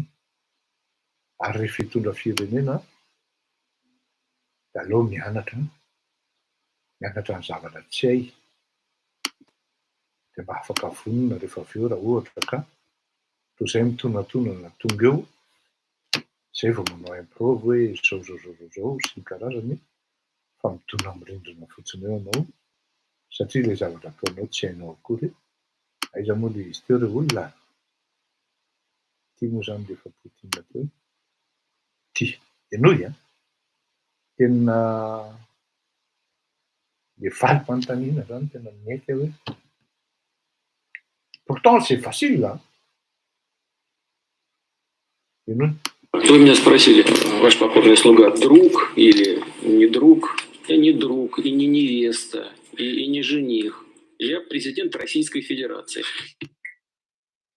Ozish, ilay fanontaniana hoe ianao ve naman'ny andrasa hoe avery fa Вы меня спросили, ваш покорный ianao ve ami sa ennemi an'ny pays de l'Occident? Dia zao no navaliny. слуга, друг или не друг? Я не друг, и не... Je ne suis pas votre ami aussi, ni votre mari. Je ne suis pas votre ami, ni votre mari. Невеста, и не жених. Я президент... Je suis le président de la Fédération de la Russie. Zaho izy sady tsy namanao tsy vadinao fa président ny Russie. Tokony ho fantatrao zany ahoana ny état d'esprit an'izany olona zany dia averiko ilay teny farany ahafahanao mandanjalanja hoe aiza ny fandehan'ity revy ity. Ny Poutine tsy afeniny fa ianao ve andeha isangisangy hoe hanao défi? Zay indray aloha tsy haiko. Pour notre peuple, tu devrais savoir que la réponse de la Russie sera immédiate et entraînera des conséquences telles que vous n'en avez jamais affronté dans votre histoire. Pour certains experts, il y aurait dans ces mots une référence à peine voilée à l'arme nucléaire. Enonareo tsara zay. Enoko ity a tsara ihany enonareo koa. Ne serait-ce que l'introduction fotsiny a. Mes amis, bonjour et bienvenue à ce nouvel épisode de 7 jours sur Terre. C'est le cas de le dire, pour les amateurs de géopolitique et de jeux de coulisses entre les grandes puissances, la crise actuelle autour de la question ukrainienne constitue un tournant historique absolument fascinant. Dans nos 2 vidéos précédentes sur le sujet, nous avons exposé les raisons du conflit ainsi que les options qui se présentent à Vladimir Poutine au niveau tactique et stratégique. Alors que la Russie demande la fin de l'expansion de l'OTAN, l'alliance militaire entre les États-Unis, le Canada et plusieurs pays européens, ces derniers refusent et affirment plutôt que cette expansion est nécessaire face à l'attitude de la Russie. Aujourd'hui, on va exposer une dimension nouvelle du conflit qui prend une importance majeure et qui a le potentiel de transformer l'ordre mondial tel qu'on le connaît. Ianareo zay zay zany izy hoe reconnaître avant-là zany les puissances russes. Fa tsy maintsy mampiditra izy hoe nouvel ordre mondial. Zaho tsy d'accord an'izany. Raha zavatra anany nalainao tsy maintsy ataoko zay récupérena an'iny. Sur ce point, je vous dis au revoir amin'ny lahaditsika miona na rapitso hariva c'est selon mbô tsika andefa mahery zany vehivavy zany Hay ny zavatra tsy nilazaiko anareo teo dia nga Poutine dia ny arts martiaux no anisan'ny sport tena tiany. Ary izy dia bandy il bougeotte zany.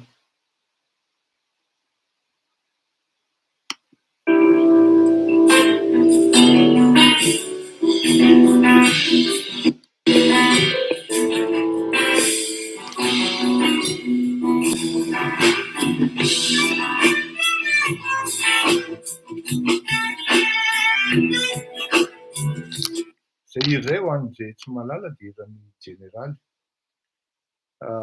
tompoko lahy. Anisan'ny nakafiziko zany tamin'ny fahatandroko i jeneraly zany ary dao ienotsika.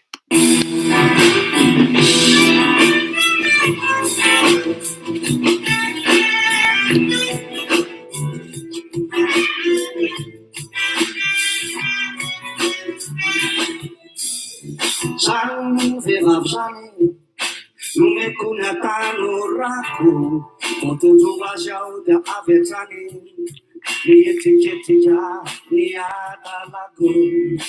Zany vehivavy zany navahako tanatiny maro manano fifarisena mitomany rehefa tena hita fa nasarom-piaro tsara tare matona mahoay tsara tare no tsara fanahy tsy hitanareo tsy aizakory feo anilako fanjenay mandray ny tanako anorokay miantso ny anarako tsy renareo izaho nefatro mandrelay feo teko zany vehivavy zany no mahalala ny tantarako saroko tsara famboly zany namadivadika anarako.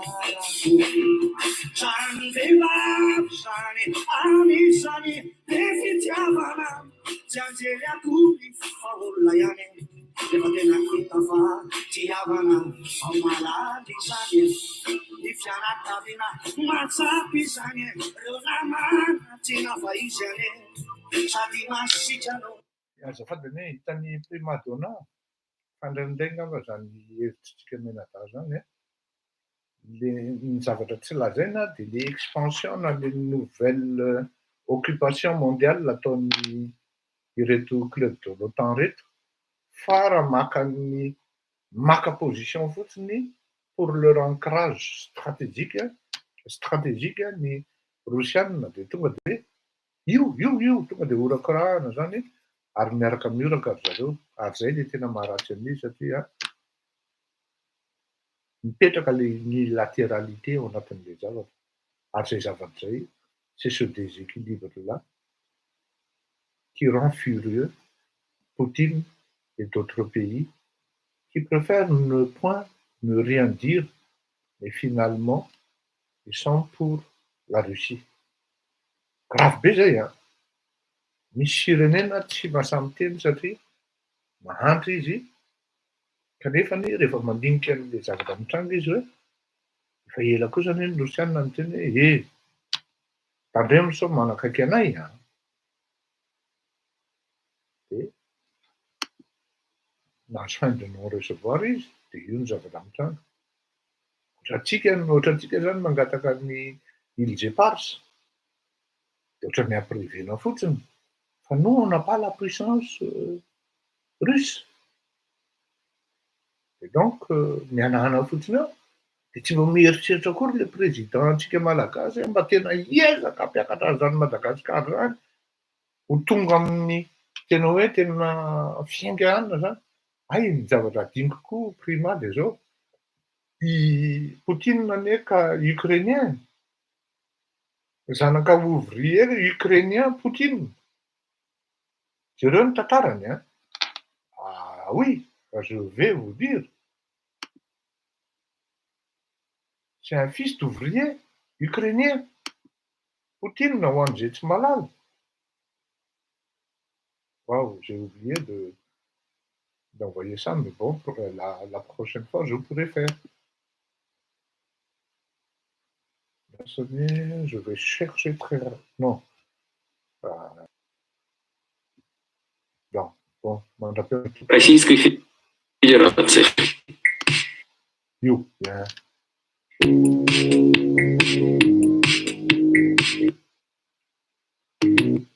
Voilà, dans une famille ouvrière d'origine ukrainienne. Tausend lehibe zany. Andraso.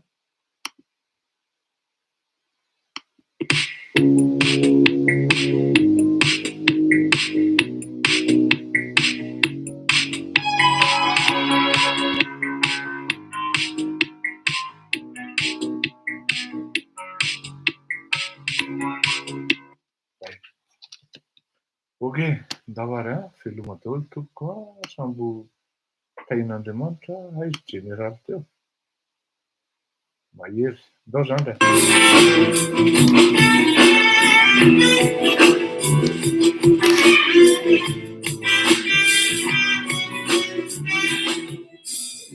Zany vehivavy zany nomeko ny atanorako vao tondrova azy aho dia avy hatrany nietriketrika ny adala.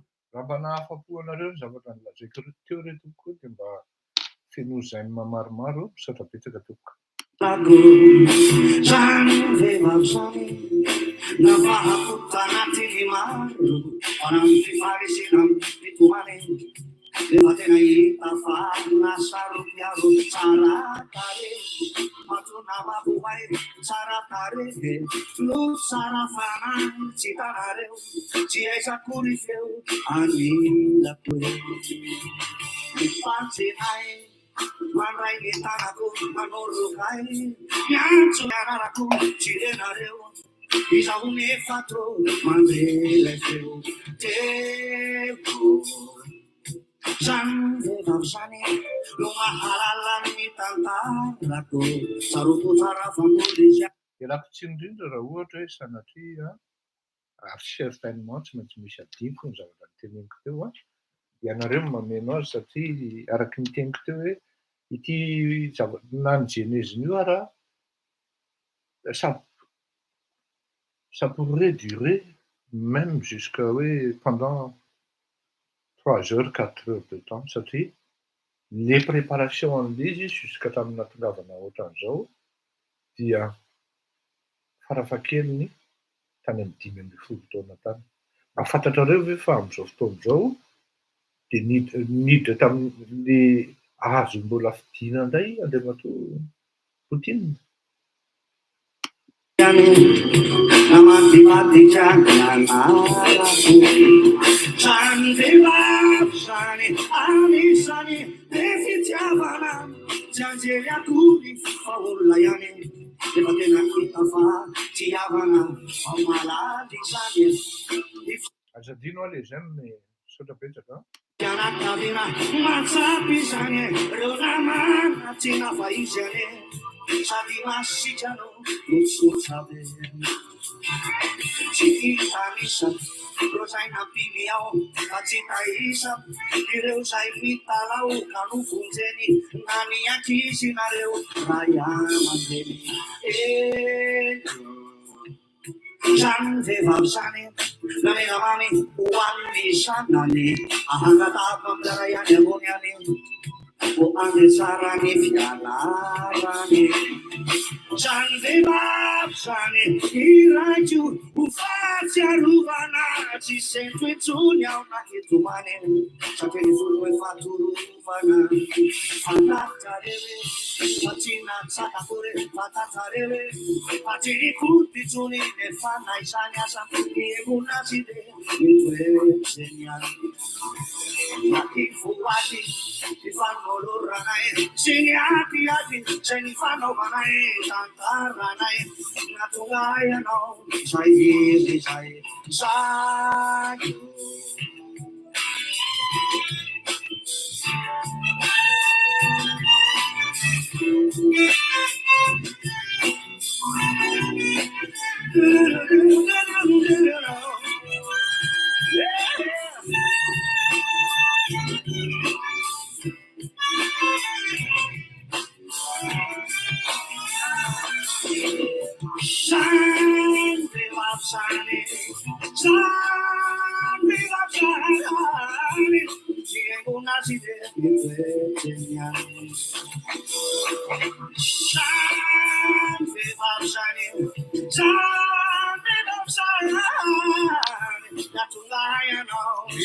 Sady mamaly anareo marina ny safidy hoe avelany io fa atao amin'le diplomatie sy ny représailles économiques izy no amely mafy dia le anankiray moa zany amely any dia rehefa aveo izy vao minégocier zay ny zavatra mitranga eo.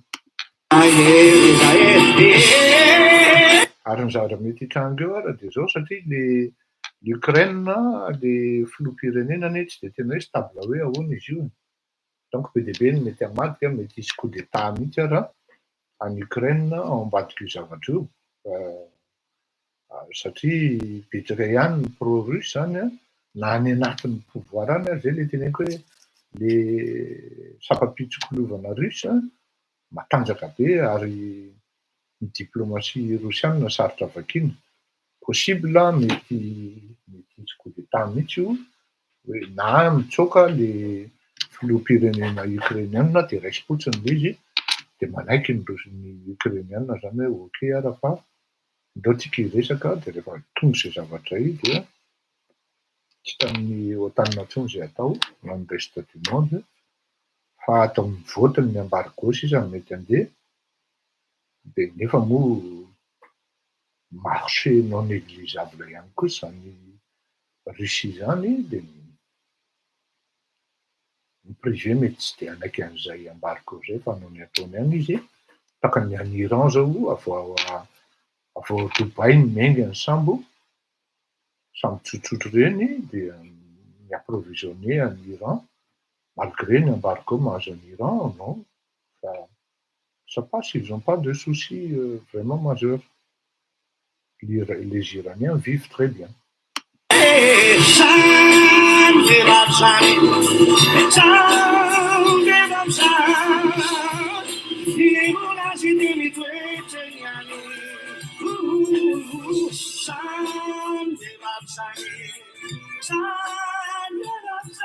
Tsy ho tonga amin'ny nucléaire io gasy malagasy satria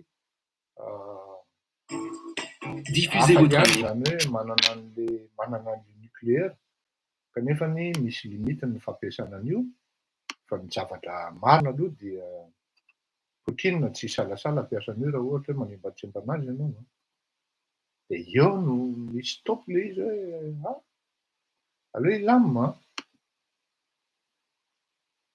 ndavara.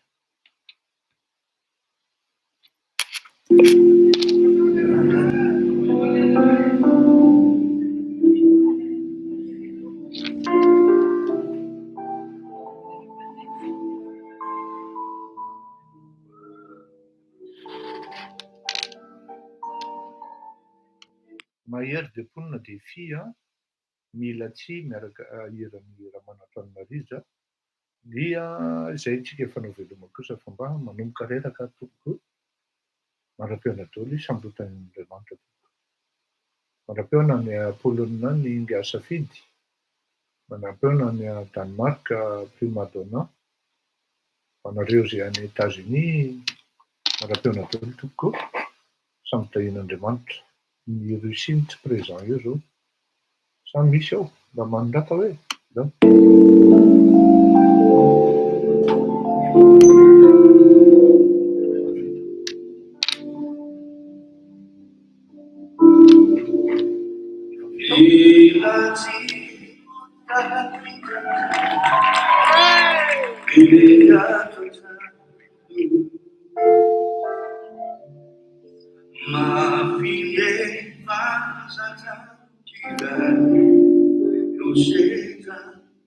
hoe marina mihitsy ny tenin'ny Gaz Anselme atao amin'ny YouTube hoe azoko tsara mihitsy ilay enjeu politique d'envergure fa isika sy ny toetsaintsika tsy mbola mahazaka an'izany. Alao angamba le tsorintsika Anselme hoe marina izay teninao izay dia malagasy tsy mahatakadavitra fa ny eo ambanin'ny orona ihany indraindray eo ambanin'ny orona tsy hitany ary ny tena mandreraka amin'ilay malagasy dia izao tsy afaka miala amin'ny fakapanahan'ny hoe confort matériel ny malagasy sarotra aminy andeha hoe moral aloha zay vao tonga an'izany ary ce sont des trucs qui se méritent à travers votre travail et vos efforts ao anatin'ny fiarahamonina rehefa mahay ianao dia hitan'ny olona eny foana hoe ahoana ny fandehanao fa tsy mila mandoka tena akory ary misy ary olona tsy ilaina akory tokafana ny amin'izany dia miainga izy. Zay le olana amin'ilay malagasy tsy manana sens de la valeur. Izany ka raha mba misy olona miezaka ao anatin'izany zavatra any dia ezahana tsy maintsy lotoina sy potehana ihany koa. sarotra amin'ny miaina andramatoa Jean Selma. Nakaiza ny hiratsika teo mahery? Tsy tany naleha amin'ny mahery? Dahary. Mponina sy mahery ary fi.